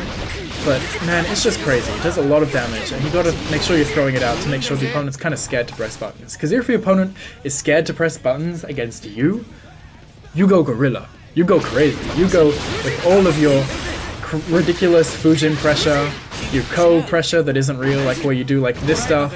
Like if they're scared to press buttons, you get to go wild. You get to do your like weird spinning things, you get to do your plus on block stuff with Fujin. They're respecting you and they don't want to press buttons because they think you're just gonna pop a like a half health super parry. They're gonna be scared, and you get to go crazy. You get to go for your throws, you get to go for your Oki, you get to go for everything. And like like, you know how I was saying that like a lot of people like to mash out of the second hit of the Shitsu, so like in between the first and second hit, a lot of people press a button to try and like interrupt you and get rid of the bird. Well, you can oops. You can run up and do the parry. I'm kind of messing it up. You can do the parry, and then they get hit by that, and then you get to this huge chunk of damage just because they wanted to like mash out of it. It's so ridiculous, and it's so satisfying to hit. Like there's nothing more satisfying than when you're on your like your last tiny health of damage, like your last pixel of health, and like your opponent's pressuring you in the corner, and then all of a sudden you throw out one of these, and you get this awesome effect, and it goes, and then you get this massive, awesome parry attack, and then you completely destroy them and take away half of their health. That's solid stuff. Yeah. Anyways. Okay, and because this is Guilty Gear Strive, we have to talk about Anji's counter-hit properties and all of the different stuff he gets from his different counterattacks. So if you didn't know, there are 3 types of counters in this game. There are light, there are medium, and like mega counterattacks, the really big dramatic ones that put counter all over the screen and have a big time stop. So light ones don't have any time slowdown at all, medium ones have a slight slowdown, and but like they only have a slight slowdown on the first hit, and mega counter hit attacks have a huge time slowdown, and they even have an extended, so the move that you do itself, so this heavy slash will have more hits done, and the move I do after it will also have more hits done, which means that if I do something like this, my Fujin actually combos into the overhead because the Fujin gets extra hit stun. So it's basically, with the heavy counters, you get double the time slowdown, and the medium ones you just get a bit of time slowdown, and the light ones you don't get any time slowdown. So all of his light counterattacks are his punches, all of his punching buttons including his jump. His throw obviously doesn't have a counterattack. His kicks both are light, and his jumping kick and his jumping slash is also a light counterattack. Yeah, and then his mediums are his close slash, his far slash, his crouching slash, and his 6P. And I think that's all. Oh, and his jump H and his jump D. I can hit that on the ground. There we go. So those are all of his medium counters, and then his heavy counters, or his ultra mega counters, are his heavy slash, his crouching dust, and his 6H. So now that we know, oh, and also his Fujin is a heavy counter. His Ko is also a heavy counter. Oh no, it's a medium counter, oopsie. So yeah, Fujin is a heavy counter, Ko is a medium counter, and Butterfly is a light counter. Nothing happens when it hits. And also the follow-up, Nagiha, the slash version, follow-up to Fujin, is a medium counter hit, and the overhead is an ultra counter hit. If I can get that to show. There we go, it's a heavy one as well. So, let's talk about what... We're not going to talk about any of the light counter hits because they don't do anything. We'll just quickly talk about how all the hit properties change of the medium and the ultra counter hit attacks. So, starting with close slash. When you hit a close slash counter attack, you always want to go into your crouch heavy slash, because now that actually combos. That means you can get some cool stuff going that you didn't used to be able to do, because normally this doesn't combo at all, as we talked about before, but now you can do that, and you can get your combos going like this just for free now. So you don't have to spend any meter to get the opponent airborne, where you usually have to, do a Roman cancel after the slash version of Fujin. But now, and depending on how close you are to the wall, you can just get a super free combo going just by, doing Fujin after the heavy slash. And yeah, depending on how close you are to the wall, you can get a bunch of bounces with the Fujin, and then super easy damage and very high damage. Same goes for his crouching slash, which it's basically the exact same. You can cancel it into his crouching heavy slash now, which means you can go into Fujin, Ko, maybe you want to Roman cancel that, or maybe you want to, just do his Fujin, whatever you want. If you're not in the corner, you're not going to get huge combos.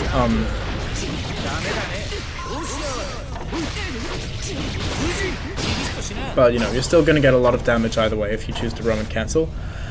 And also on the close slash, if you want to, you can cancel into his dust and bounce the opponent that way. They don't actually get into the huge dust animation because that would be overpowered, but they get launched in the air. And if you're in the corner, you can get a kind of interesting combo going this way.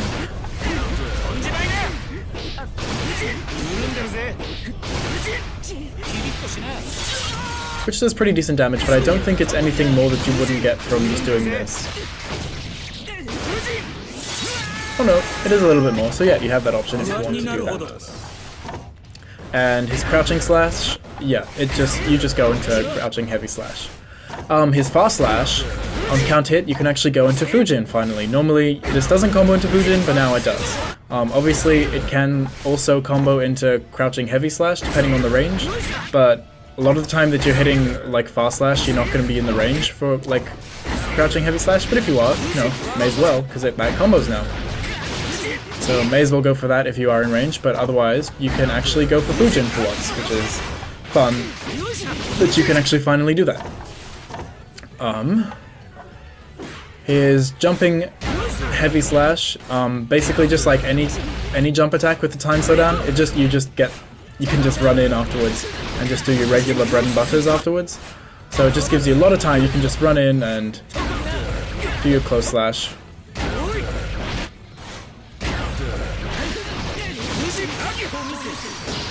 And get your bread and butter combos going.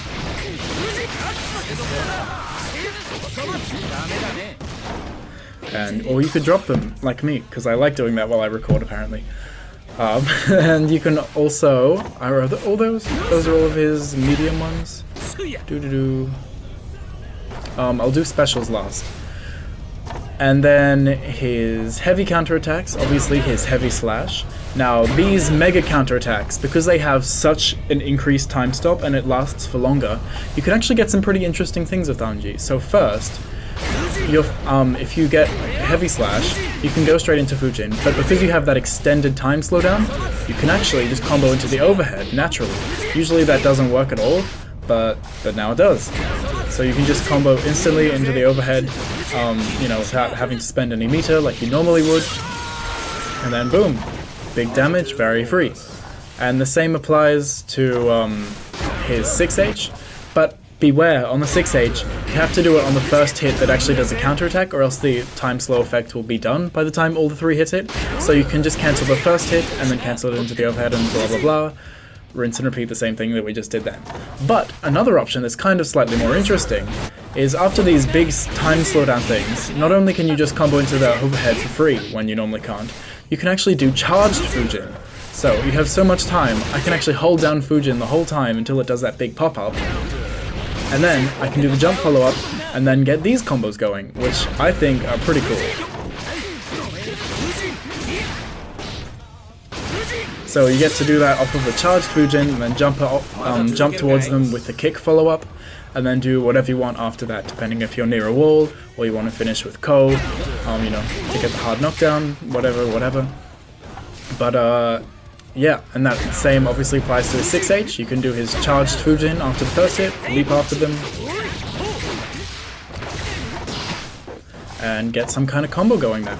So that's pretty interesting stuff. Now for his crouching dust and his crouching heavy slash, they are slightly different because you can't go into charged Fujin because it doesn't actually have that much hit stun to let you do that because that would be on the floor beforehand. Dust is a little bit tricky, you don't really get too much. You can get a like a charged Ko off of it, which is something you normally can't do. But unless you're near the corner, there's not really too much you're gonna get.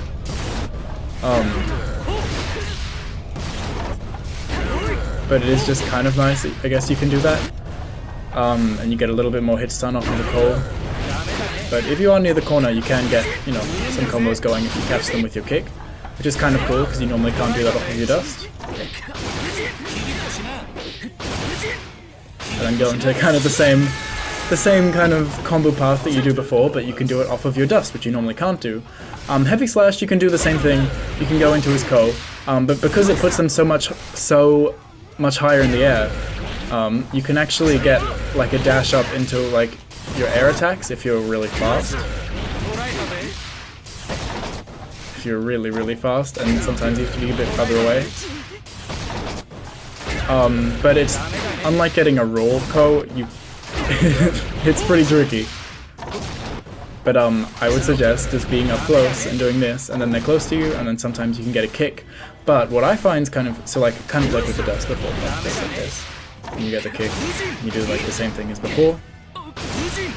I'm sure you can make it a little bit more optimal, but even that is a huge chunk of damage for a very easy, very simple combo. But a combo that I kind of like doing when I manage to get a counter hit, crouching heavy slash, which is actually surprisingly common because if you do your close slash into crouching heavy slash on block, there's quite a large, there's not an actual gap, but there's quite a lot of time because it's so slow. So the opponent starts to press a button after your close slash, and then they get hit by the counter hit heavy slash, and then obviously you can go for the stuff we were just talking about. Oh yeah, by the way, sorry, you can also just go for Fujin and like do a combo like this, if that's a bit easier than doing it off of the Ko. But the cool combo is you can actually get your Shitsu out in time, and then you can PRC it and get a cool combo like this.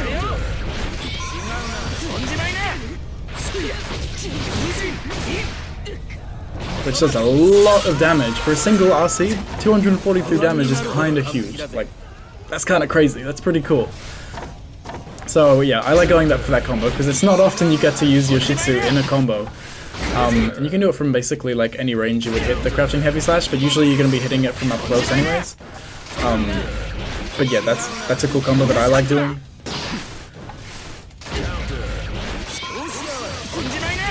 And if you aren't near the wall, you can, you know, go for your Ko and get the hard knockdown. Even that's pretty, like, quite a lot of damage, and it looks really cool. It looks really cool. But yeah. So those are all of his heavies, I believe. Yeah, we did crouching heavy slash, and I mean his dust. Like, it's not gonna do anything. You're gonna go for the fly up in the air anyways. But yeah, and we did 6H. It's the exact same as standing H. So let's go into Fujin quickly. When you get a raw Fujin on counter hit, maybe, I don't know, you're just trying to do it in your pressure and all of a sudden the opponent tries to press a button and you hit them with Fujin, or maybe you're doing the charged Fujin and they go to press a button. When you get a regular Fujin, obviously you can combo into the overhead, but because that's only the second hit, you actually do get the extended like hit stun on the overhead, and it launches them really far into the air, so high that you can just run up and do your close slash, which is something that you definitely couldn't do before. And then get a combo going that way. And you know, obviously, these combos that I'm doing aren't the only option. You can, like, obviously there's plenty of options of different combos you can do, like all of Anji's bread and butter combos. There's many, or not many options compared to other characters, but you know, you can go into Ko instead, or... Why am I not listening? Why am I not listening? Hello? And depending on how close you are to the wall, you can do your Ko finisher into the jump dust and all that stuff. But yeah, and obviously off of the held one, you can do the leap and do the same thing that we were doing before. But you gotta be careful because there's so much hit stun that you have to kind of actually wait a little bit, or else they'll be in the air for too long.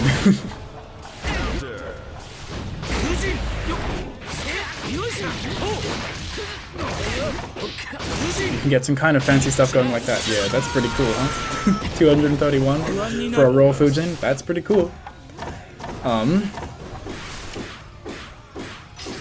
And also, because there's so much hit stun on the Fujin, if you want to be a little bit fancy, it's a little bit hard to time, but you can actually get a close slash or like a kick just off of the jump and get it to combo. It's a little bit tight, especially when I'm trying to record, but there we go. So this is also an option you have if you want to do that. Maybe if you're mid-screen or like you don't want to spend any meter on it or do something, you do have the option of just doing this little leap and then doing a combo like this. If you just want to do something simple, which is also fine, but if you're near the corner, you gotta go for those big fancy combos, obviously. And then the follow-ups of Fujin also have different counter hit effects, which I think I can show if I put my opponent onto guard only first hit. Yeah. So, if you get the slash follow-up of Fujin on counter hit, which does happen quite a lot, you know, people try to mash like they think you've delayed it so long, and then you throw it out at the last second, and then you get a counter hit. So if you get that a counter hit, you don't get a combo from it, I don't believe. Yeah, no, not really. But it does become a hard knockdown, which is something it definitely wasn't before. So that's pretty cool, because that means you can put out your butterfly, or you can go for his like OP setups that we'll be showing in a little bit when we get to the combo and setup section of the video. But yeah, so that becomes a hard knockdown, which is really good, and Anji loves his hard knockdowns. And the other option he has off of it that is a counter hit is the overhead follow-up. And this actually launches them so high in the air, if your timing's on point, not down point, but you can actually get 2 close slashes, but I don't know if I'm going to spend too much time trying to get that because it's a little bit tight. Especially while I have recording jitters. Try one more time. But yeah, if you can't hit that, it does exist, and I have done it a few times. You know, can just go for the regular stuff, because you have enough time to run in and get a close slash, which is obviously not something you can normally do. But then, you know, you can do your Anji stuff and do your regular Anji loops. Close slash, into crouching, heavy slash, into, whoop, okay, maybe don't do that, because that launched them across there.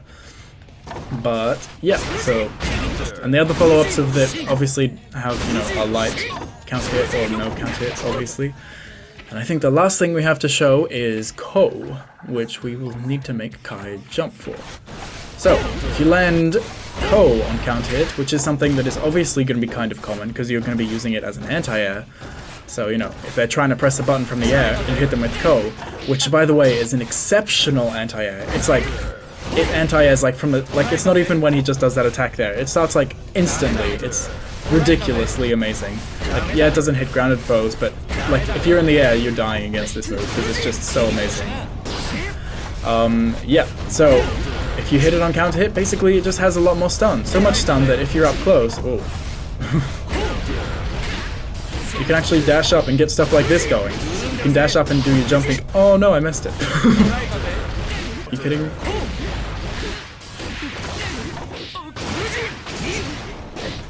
There we go. But see, you can get big damage if you're near the corner and you don't mess up 100 times like I did, and you can do some kind of fancy stuff like that, like dashing up and doing your jump kick into your jump dust, and then they get the bounce off of the wall, and then cool fancy stuff ensues. But if you don't want to, if you're like don't want to go for that fancy stuff like me because I mess it up, they are actually launched for so long that you can get like a standing slash or a standing kick because they're in the air for so long. And obviously, depending on how close you are to the corner, will affect what follow-ups you can actually get from it. But, like even if you're over here, like in this corner, and like not facing the wall, you can at least get a Fujin and then like throw out a butterfly or whatever you want. And if you land it like charged down, obviously there's just even more hit stun. So like you can get your like jumping slash, which is honestly a bit easier than the other combo we were trying to do before. And yeah, if you hit this one up close, obviously you have even more time to like do something. And but yeah, basically you're either gonna get like a standing kick into a combo and then get that regular stuff, or if you're further away and you like hit it from out here, you can like either just have time to like dash up and be on top of them, or you know, get some jumping attacks and hey look, I did it when we were further away. But yeah, off of Ko, you can get a lot more cool stuff, and his supers don't really change at all when you get hit from one counter hit because like this one's a projectile and the other one's a parry, so obviously it's going to be a counter, like that's just how it works. But Kai, please stop jumping. Anyways, that is all of Anji's counterattacks. Let's proceed to the next section. Okay, and quickly before we talk about his specific combos and setups that you want to be doing, let's just quickly talk about the kind of stuff that you'll be doing when you're like in neutral, and when you're not actually doing your combos, how you want to be behaving with Anji, and what your general game plan is going to be. So, with Anji, you know, we're fortunate to have pretty long-range buttons, like his fast slash, and his heavy slash is decently ranged too, and it hits both sides, but you know, it's a bit slow, so you're not going to be using it too often. And we have the Lord and Savior 6H. So, when you're in neutral, you're really just watching what the opponent's doing. Like, if they're getting you time, or you have an opportunity to run in, you can do your run in and do your, like, fast slash, because, you know, it's probably your furthest reaching button, apart from your 6H, but it's your fastest far-reaching button. So, you know, if you do a run into that and, like, throw your Fujin, that's probably going to be your most, like, normal poking tool. And unfortunately, it doesn't combo into Fujin, but even if they do block the Fujin afterwards, you know, you've got your Fujin mix-ups that we were talking about before. You can be plus on block, or you can do a hop and go into a throw, or you can go into the overhead, you can go for the low, you know. Even if they do block it, which is kind of sucks that they can block it after it, you know, you've got your Fujin mix-ups. But if you are wanting to be, you know, a little bit more committed and have, like, a little bit more risk, you know, you can throw in your 6H when you're running up on the opponent. And this is a really good option if you're just trying to run in and get on the opponent, especially if you have some momentum. This thing is just a flailing hitbox that goes across the screen. Like, even if you just do a little run from, like, full screen, you're almost straight in on the opponent. And, like, there's this massive hitbox just flying towards the opponent. And it's very scary, and even if they get hit by like the last hits, then bam, you can easily hit confirm and go into your combos. And you're probably going to be splatting against the wall because he travels quite a lot in his combos, and you get a wall break and you're back in neutral. So yeah, 6H is basically the monster of neutral that you want to be using the most, because it kind of works like an anti-air as well. Like, it hits kind of decently into the air, so you can kind of honestly just like throw this out if you know that you're gonna hit the opponent. It's a move that you really want to make sure you actually hit or like make the opponent block with it, because it is death on whiff. Like you just do this whole animation where you stand there posing for a bit, and like you're in counter hit state, you're gonna die if you do this without hitting him. So you want to make sure you do it at a range where you are gonna make them either block it or get hit by it, which luckily is very easy because it's freaking humongous. Like that was 3 hits from all the way over here. Like it's a crazy move. And, you know, luckily it does combo into Fujin, and you can actually get your combos going. Then also you have the option of doing your faster button. So if the opponent is running at you and you're running at them at the same time, you're like, oh crap, I need to do something fast or else they're gonna like interrupt my 6H. You can just run in and do your punches, like 5p if you think they're like jumping, or like 2p if you think they're like gonna crouch and your 5p is gonna go over the head, because it does hit quite high, especially on short characters like Giovanna, who like kind of crouches down in a neutral stance. So, you know, maybe you just want to run in and do some, like, 2Ps. Because, like, once again, when you're sliding forward, they have a really amazing hitbox, you know. Run forward, do some of these. And, because they're your punch normals, you can go into your 6H, which is the move that we all love and always want to go into. And if that manages to hit, then obviously you get a combo again.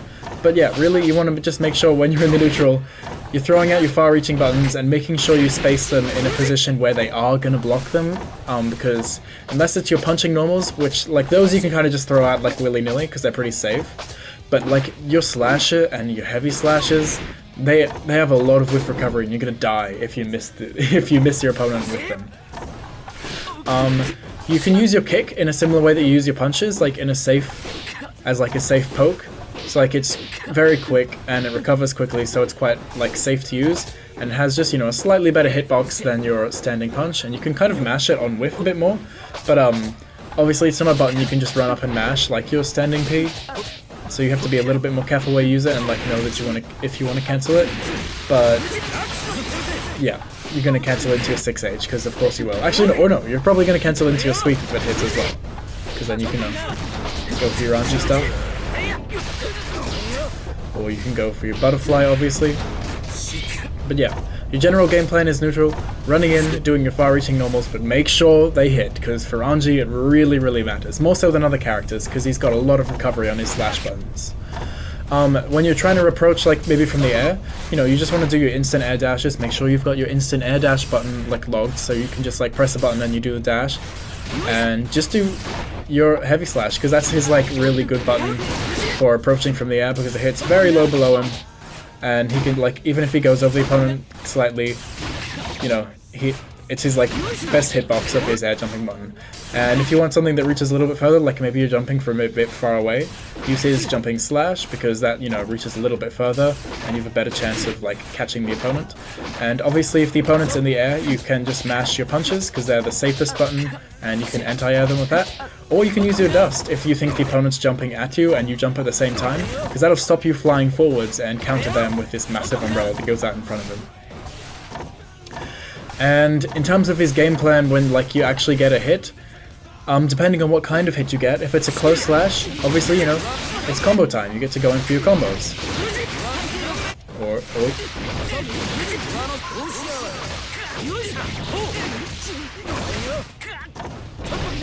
And get really beefy damage, so you really want to make sure if you hit your buttons that you know, confirm them into the actual combo, because he gets a lot of damage, and as we'll get into the combo section later, he can, you know, do some kind of tricky stuff, and, you know, be a little bit fancy, but we'll get into that later. But, you know, also, like, if you get random things like your kick, you can do your kick into dust, and make sure, you know, you're doing your mix-ups, because a lot of the time you're going to be, you know, doing kick into sweep to get your butterfly out, or kick into sweep, and then get some, like, OP stuff. If the opponent's mashing when you get the stuff, and again, we'll talk about this later. But, you know, you want to make sure you hit confirming, like, all of your kicks, and, you know, make sure you throw in a random dust now and then, because you can cancel your dust from your close slash or your kicks. And make sure, you know, you're using your air buttons correctly, going into your dust, doing random mix-ups, and yeah, really you want to make sure that you're, like, connecting your gatlings. So, like, if you don't want to go for mix-ups or go for your, like, sweep into the knockdown, you really want to make sure you're gatling into your long your long button, like your 6H, because that gives you a lot of time to hit confirm the opponent, so you can really easily see if they get hit by it. If they get hit by it, you know, go for your Fujin combos. If they don't get hit by it and they're blocking, you go for your Fujin safe thing. And it's honestly the same input, so it's very easy to hit confirm, but make sure you do, because you're Anji and you know, if you're a character that can easily hit confirm, you want to make sure you hit confirming. But yeah, and then go in your heavy slashes, and you slash into heavy slash, and just, yeah. He's very easy to hit confirm, just make sure you don't miss anything or else it's honestly just embarrassing. He doesn't really have supers that you're going to throw out in the neutral at all, because, you know, except for this one, like, it can be a little bit useful, but, like, honestly not that much. Like, you just use it if you want to style on the opponent. Like, if you make a hard read, they're going to, like, do something right in front of you, you can use that. And obviously the parry is also a read. Like, if you read, they're going to press the button at any point, you can parry them with that. But I guess that's kind of a tool in neutral. Like, if you think they're going to do something that, like, brings them towards you, like, you know, stroke the big tree, you can throw this out in neutral and counter her with that. But other than that, in neutral, you're either going to be running up and using your far-reaching buttons, doing an air dash, or using le spin. And if you do a dash into the spin, it goes really far. And the spin is basically like an invincible dash. Not invincible because it can be thrown, but it's got guard points. So you're armored against any kind of attack. And if it's any kind of slash or heavy slash or like a 6P, like, you can just punish your opponent if they hit you with that. So, like, it's a super good way of getting in if you're against a scary opponent like Ram or Potemkin, who have really far-reaching normals but have a lot of recovery. So a lot of the time you just do, like, a little bit of a run into the twirl and you're right in your opponent's face. And if they did press a button, then cool, you get a punish and you're right up against them. And if they press a lighter button, you can usually get a throw to punish them, or, you know, get a throw to mix them up. And if they didn't press anything, then it doesn't matter, you've just twirled into their face and now you're right where you want to be up with Anji. And if you're against an opponent that's just kind of like walking around and not really doing anything in neutral and kind of waiting for you, then there's no problem in throwing out your butterfly, because, like, if they're giving you the time, may as well. It's obviously not something I would suggest doing in most matchups, because, like, it's a very slow projectile, it's very punishable, you're going to get countered to death if you use it at the wrong time. But, you know, if they're giving you time, may as well. Go through your mix-ups, do some cool stuff, like, may as well. And, you know, you can kind of fake it out if you think they're going to go for it, and then you parry them, twirl, and do whatever, you can start doing some fancy stuff there. But just, you know, make sure you're paying attention to what kind of person you're playing against. If they have, like, throwing about really big buttons, like Ram throwing their fast slash and stuff, twirl through it, baby, or jump over it and, like, hit them from the sky, and do something to counter them, because Anji can really counter people in neutral. Even though he doesn't have projectiles or anything, he has, like, an answer for anything. If the opponent jumps, ko. If you think the opponent's going to jump, charged ko, because then, you know, you're holding it down, it lasts for longer, and if they do a grounded button, then you're just going to spin through it. Because, you know, you've got the guard point at the start, so if you even just predict it, then whoop, okay, you do that, and even if they didn't jump, then cool, you can do, like an attack from the air, and, like, hit them from the sky then.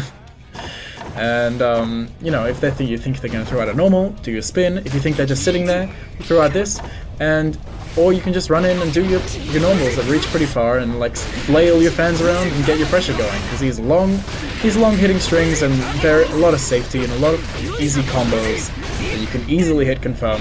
So really, the neutral's your game, baby. If you're playing Anji, like, you have answers to almost anyone's game plan in neutral, and it's probably one of his strongest, like, strong suits. Like, he doesn't have great tools just to, like, magically, like, kill you from neutral, like zonas like Axel or anything, but he has a lot of answers to other people's things in neutral. So yeah, he's got parries, he's got counters, he's got good jump normals, he's got anti-airs, and he's got a really slow moving projectile if they give you time for it. So what else could you need in neutral? I don't know. So make sure you're using all the tools effectively, or else I don't know, it's embarrassing.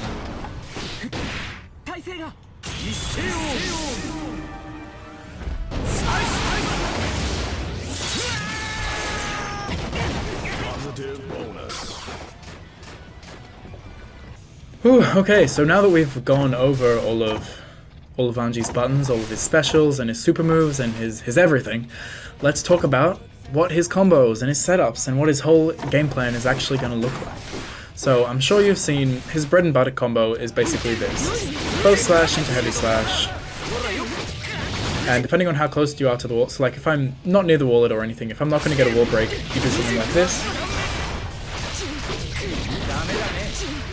And and then you dash up and you get your Oki, 171, and you're right up in front of the opponent, and you don't actually have to do that as well. You can actually just choose to do the butterfly at the end after your but, you know, you're quite far away, so you're not gonna get too much going, but if you want to throw out the butterfly you can, or you can dash in on top of them, and then you get to, you know, go for your meaty attacks, your meaty close slash, blah blah blah blah. But yeah, that's his very basic combo. I'm sure you've seen it 1,000 times. You can make it a little bit more interesting by throwing in like a Fujin there at the end, if you want to get a little bit more corner carry. But basically it's always going to look like that, and that's what most of the people do online. If you are like mid-screen or closer to the corner, then you can get a bit more of a run-up and go for stuff like this. Go for your corner combos. So basically you end with Ko, and then do your jumping dust afterwards, and that will wall splat, and then you know, break the wall with whatever you want. You could use a super if you wanted to get a little bit more. But yeah, that's his basic combo, and it leads to a wall splat super easily if you end in Ko, and then just put, you know, jump dust at the end. It's super easy, like, you should never mess it up, and it's really good because it does a pretty good chunk of damage, and you just always get to get this big chunk of damage whenever you hit the opponent, and it's almost impossible to miss up. It's impressive if you manage to miss it up because it's a very simple combo and a big chunk of damage. And so yeah, that's your base combo that you're going to be using, but I am going to introduce you to some more interesting combo paths you can take. One that I personally have really been enjoying recently is doing something like this. So actually, purple are seeing the slash follow-up to Fujin to keep the opponent on the ground, and you can follow up that way. And then here, you have a lot of options you can go. You can just do something like this if you want. That actually does more damage than the regular combo that we just did before, and it keeps the opponent on the floor the whole time, and, you know, keeps them a little bit closer at the end. Or if you want your hard knockdown, you can also do that. You can do something like this. That does more damage than the regular combo, and it's a little bit different and more interesting. And you can also change it. Oops. If you do the charged Ko, he actually whiffs the second hit of it, but it's still a hard knockdown, and it leaves the opponent right in front of you, which honestly, to me, is more helpful because then the opponent is right there in front of me.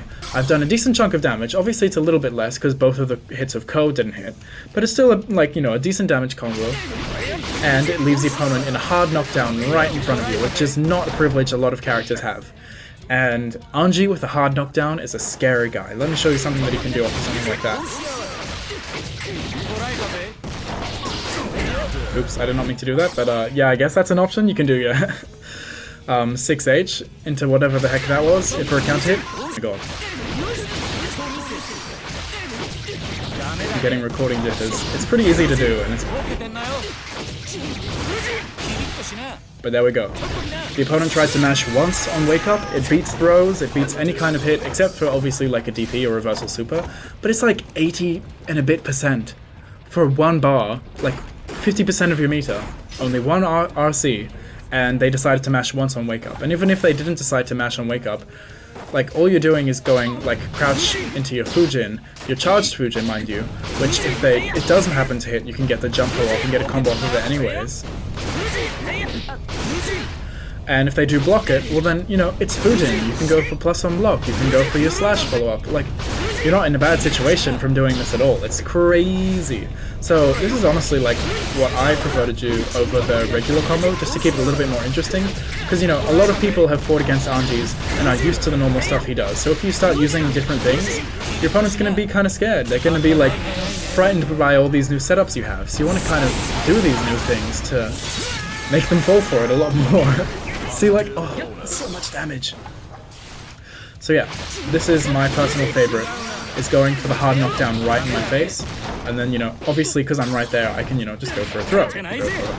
All the other stuff that you can do when you're right in someone's face, and it's really fun stuff. Or, you know, obviously I can throw a Shih Tzu if I want. And, you know, other options I can do if I want to do something is I can do into a sweep to get the Shih Tzu. And if I do close slash into sweep, it kind of leaves you at an okay range where you can do Shih Tzu, where you're not going to be hit by most DPs. Oops.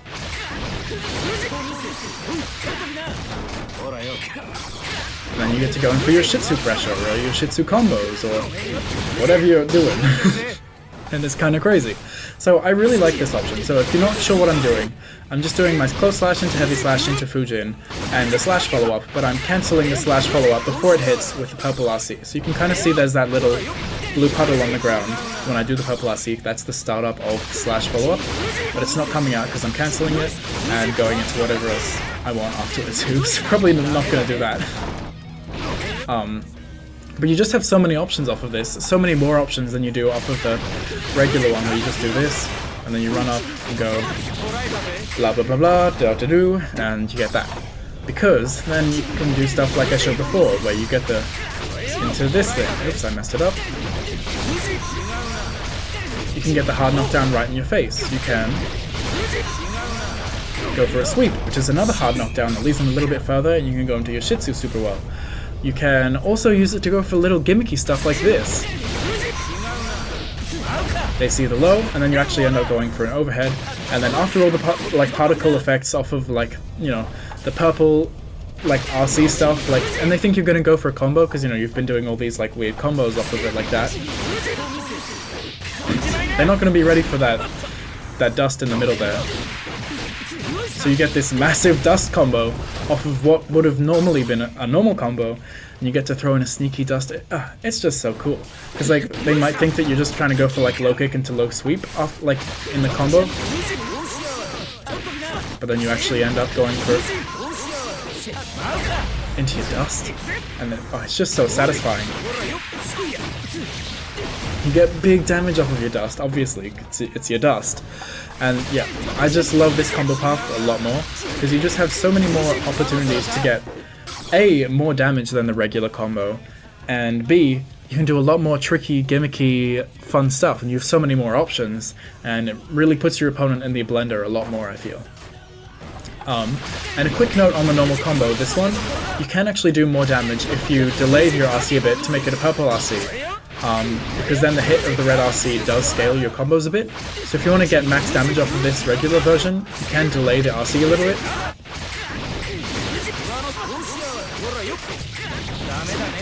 There we go, 182 versus 170 something. So that ends up actually being quite a lot more damage. And obviously you've got the hard knockdown, so you can run in and do stuff like this again. So if you're wanting damage, do that bread and butter version. If you're wanting do the bread and butter version with the little bit of a trickier RC, because this leads to more damage. This is the most damage she gets for a simple combo, but if you want to be a little bit more tricky or have easier damage, because this is the lowest damage and super easy, but this is a little bit more damage, a little bit more complex, and can lead to cool gimmicky stuff. And this one is the most damage, but doesn't really have any no gimmicks except for you get to the hard knockdown. And yeah, so those are his main combo routes that you're going to be using. Where stuff gets interesting with Anji is your after combos, and how you finish your combos, and how you deal with situations like your setups. When you have a situation where you throw out your Shitsu, how are you going to capitalize from it? So there's some cool things you can do, maybe if you've done your sweep into this, and you throw it out, and you know your opponent's going to get hit by it, you can actually combo into your overhead follow-up thanks to the butterfly, because if you do the Fujin in between both hits, the butterfly hits in between, and then you get your overhead follow-up as a natural combo for no meter. So if you know your opponent's going to get hit by it for some reason, if you just know they're going to keep mashing or doing something and get hit by it, go for that. You can get that super cool free combo like that. Or, yeah, that's the cool combo you can get off of Shitsu, but obviously also you can just get, your regular combos start to do a lot more damage as well. Even that is 166 for something so simple. It's ridiculous, just for getting the little bit extra hits from the Shitsu, which is crazy. But, yeah, let's get to some real cool setup stuff now. So, his setups mainly work, or they are all based off of his getting hard knockdowns. So, a hard knockdown, you can either go for your Shitsu, or you can go for an OTG Fujin, or you can go for an OTG low punch. And they all have their uses, and they're all useful in their own way, and let me explain why. Let's do the more interesting ones first. So, OTG Fujin launches the opponent kind of back. It's not an actual proper hit, but if you do the jump after Fujin, so the kick follow-up, you can actually go for your close slash, and it's guaranteed. Unless they do, I think it even beats throws, but it beats any button they press. You can get your close slash, and because your close slash has a time slowdown thing, you can actually get your close slash into low heavy slash. Like, you can get standing close slash into 2H, which is normally something that doesn't combo, but when you hit them on counter hit from this lead, because if they're mashing from it, oops, this actually works now. And you can get some hella damage from it. I think you could actually even get more if you do something like this. Oh, close.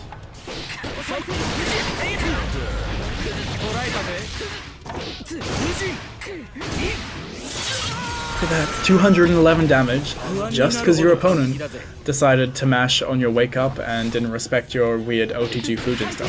Because honestly, it doesn't look real, and your opponent should mash because you've done a weird OTG stuff, so theoretically you should maybe be punishable, because, like, you know, you've removed some of the hard knockdown and stuff, so, you know, they mash or they try and do a throw or something, but you know, you do the leap, and then boom, you get a counter hit combo, and it's crazy.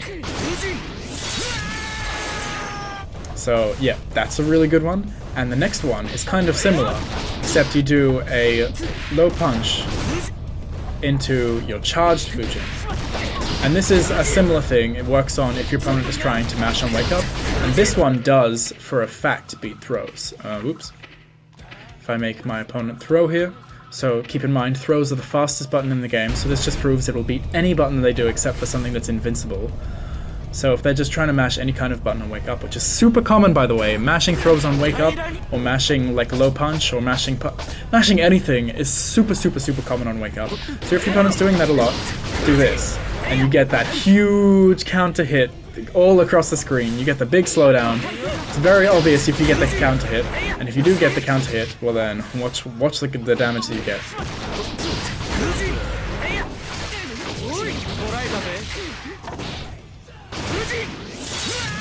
And I don't even know if that was optimal, but 201 damage and the awesome like counter slowdown. I'm sure there's more damaging stuff you could do there, but that was a super easy combo that I just did like off of my head, just like it just came together. Like, you can just do that, and obviously these work off of any of his hard knockdowns, so his throw as well. He can just run up and do this. Oops.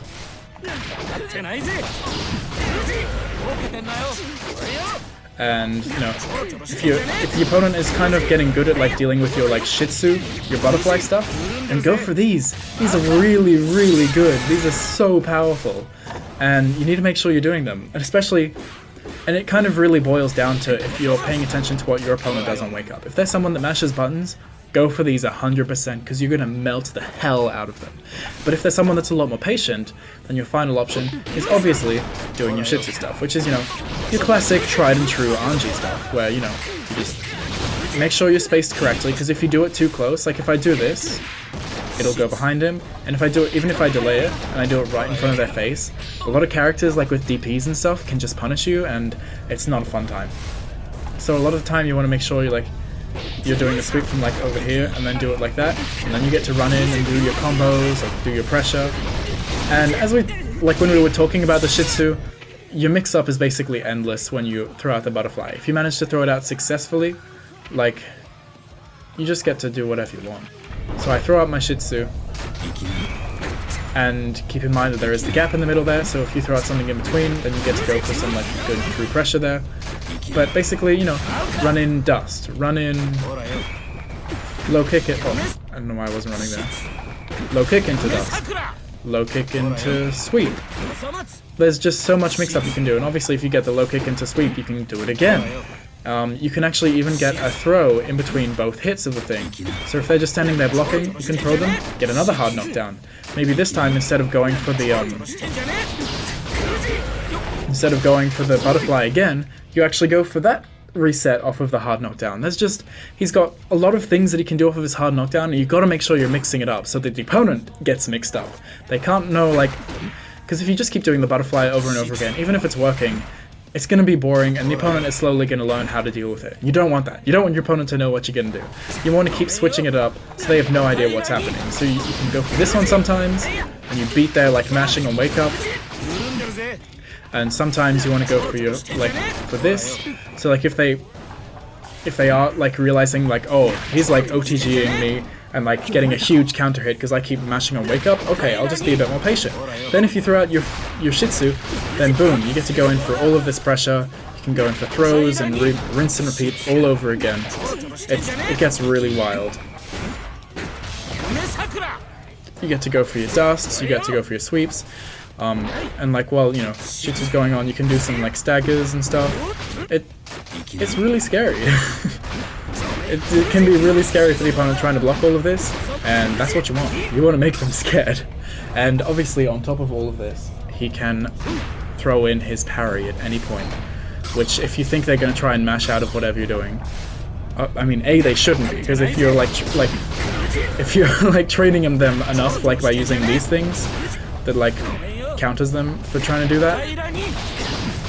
So you have this one, so yeah, I'll just repeat your options. After your hard knockdown, you do a low punch into charged Fujin into the jump, or you just do Fujin into the jump, so the Fujin is what hits them on the ground, and then you do the jump, and then you hit them with your close slash, and then you get a combo like this.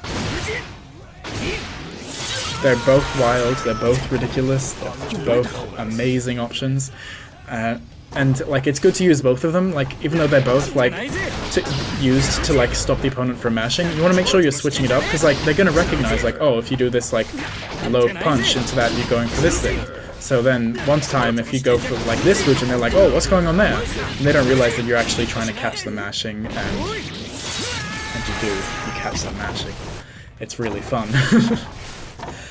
And yeah, and then you stop your opponent from, like, mashing all the time, you get to throw out your Shih Tzu super free.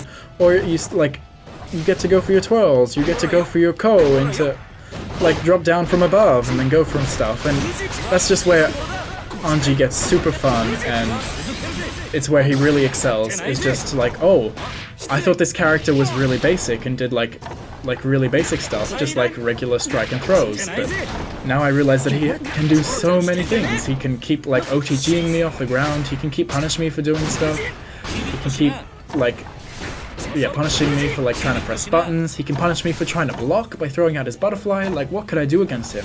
And that's how you want them to feel. You want them to feel like they can't press buttons, because you keep doing the twirl and you keep twirling through their buttons. So especially big characters like Ram and Potemkin that have really big but kind of slow, like, large recovery buttons, like Ram's slash and heavy slash, and Potemkin's slashes and Mega Fist and his Hammerfall, you can twirl through those. They're going to be so scared to press buttons, because every time you twirl through them, you're going to get a punish on them. And then they're going to be scared to press buttons. You get to press your butterfly, and it's just, it's so good. It's all about conditioning your opponent to do anything, and whatever they're doing, you can adjust to really hurt them. So let me show you some sequences that, like, super hurt the opponent. So if I put health onto, like, gauge settings, normal. So some normal sequences that you can do is something like this. So off of the combo that I like to do, so if I go for something like this,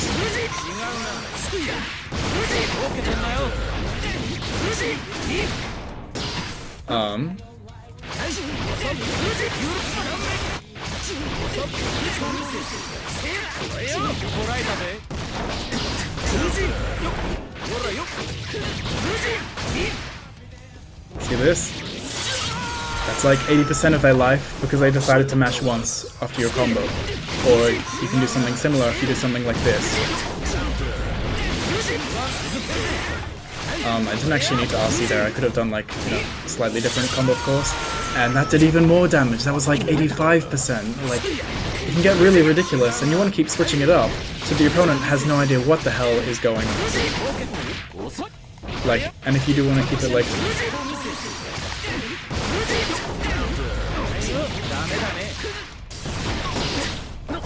like, It's so good. There's so many options you have. Or you can go for like something like this. Like if you're trying to do your butterfly, you could do like. Actually, you can do close slash and then go into the butterfly. And if they're blocking it, you get to run up. Or you can go some throws. And even just like a few attacks and throws, they're really melting already. Like even if you just get like a throw. Like they block the first hit, and you get a throw. They've lost half their health. Like, maybe even more than half their health. It's wild. And if they get hit by it...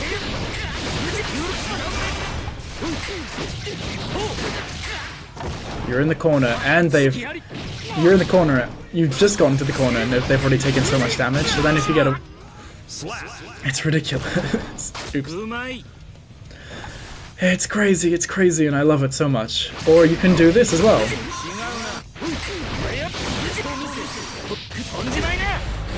And then go in for a dust combo. Oops.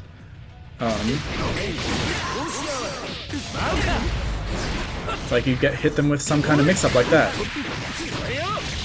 And then you melt them with a dust attack, and look at that! That was just a combo into a dust thing, and then boom, they've lost so much life because they fell for one mix-up.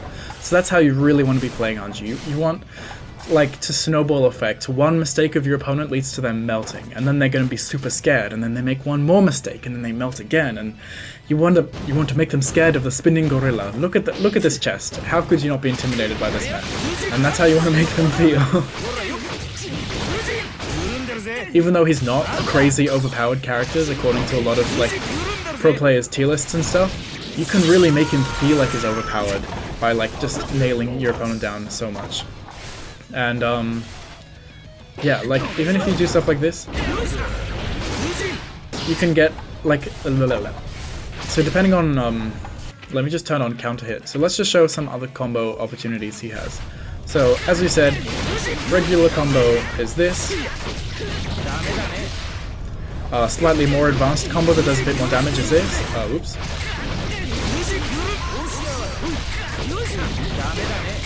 Does more damage because you don't get the RC hit, the red RC hit.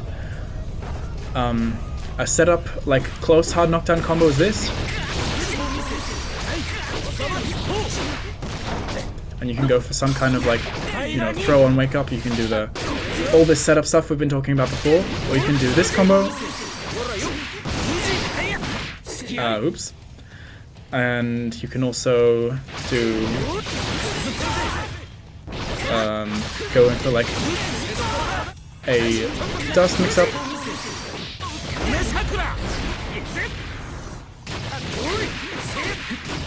And those are just the normal combos you can get from getting normal hits. You can get even more combos off of forced counter hits. So did I turn on counter hit?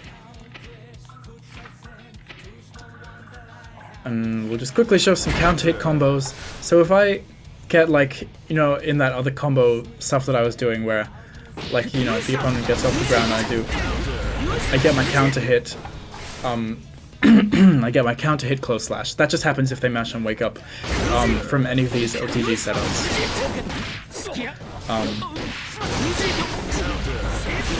It's really powerful, but he can get lots of like extra counter hit things depending on what he does. So if he just happens to get a counter hit regular fast slash, finally he can, let me go back to mid screen, finally he can actually combo into Fujin, which doesn't sound like a lot, but finally we can actually get a combo off of this. So if you do see the slowdown, you can know that like, oh, if I go into Fujin now, I'll actually get the combo. You're probably going to go into Fujin either way and just make yourself like safe on block, like even if they did block it. But if you do get the counter hit, then boom, you actually get the combo.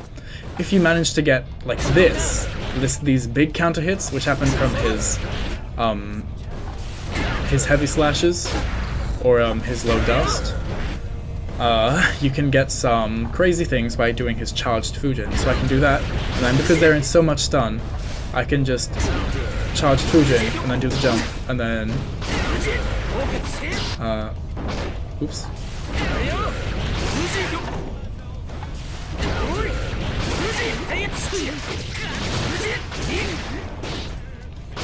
And you're getting big damage from a single counter hit combo. Just know that you can go into Fujin into the overhead and then get your combos going this way. And then just boom, super easy combo, take you to the corner, bread and butter stuff for Anji. Just go into that, voila. crazy from single counter hits, and it's very easy to react to it because it's this massive thing across the screen and it slows down and blah blah blah blah. And as we said before, his slashes can combo into low heavy slash now when you get the counter hit, which is not something you can normally do. So as we were talking about before, like when you get this set up, then you can get combos like this. So yeah, as you can see, poor Kai has taken quite the beating in this video, and I honestly don't think I have anything more to say. I think I've said enough and beat up this poor guy enough. Like, this is another setup, like this is one we were talking about before. Just everything he does, so much damage. So if you just get you make the one right decision, your opponent makes the one wrong decision, they lose half their life, then they get scared, then they do the wrong thing, and then they lose another half of their life, and they're like already dead. He's so scary, and yeah, you just gotta make sure you're paying attention to what the opponent's doing, to make sure you're doing the right thing to counteract the opponent. So are they being super patient? Throw out your butterfly. Are they being more aggressive? Do your OTG stuff where you do, or if they're being aggressive, you can even just go for your spin all the time and go through all their buttons. If they're being aggressive on wake up, do these things and beat their wake up buttons. Like, you can't mess it up. You can beat their wake up buttons super easily doing this stuff. And get huge counter hit combos. Tell them that they know you can't be mashing buttons all the time, and then they can be scared to press the buttons. And if you notice they're scared to press buttons, throw out your butterfly again and rinse and repeat and go back and forth. Make them scared to press your buttons with this. With this. Use your parry that's amazing and like makes your opponent terrified. Oops. Okay. But anyways, that is all I have to say in this Anji gut. Oh, that doesn't work on throws. No, I wanted to finish on the cool counter hit. Okay, I have to change this right now. Anyways, that was my entire Anji guide. I hope you enjoyed it. I know it was long, but I did say that it was the whole Anji guide. All of his buttons, all of his specials, all of his combos, all of his setups, all of his everything. So I hope you understand how to play the character a lot more, because he's really fun, and using all of the things I showed you today should make you a lot better of an Anji player, and should make you have a lot more fun playing Anji, because you deserve to have fun using Anji, because he's a freaking badass. Anyways, thank you so much for watching this video. I hope you enjoyed, I hope you learned something, and I hope you come back, of course. Anyways, thank you for watching. Yeah, goodbye, thanks.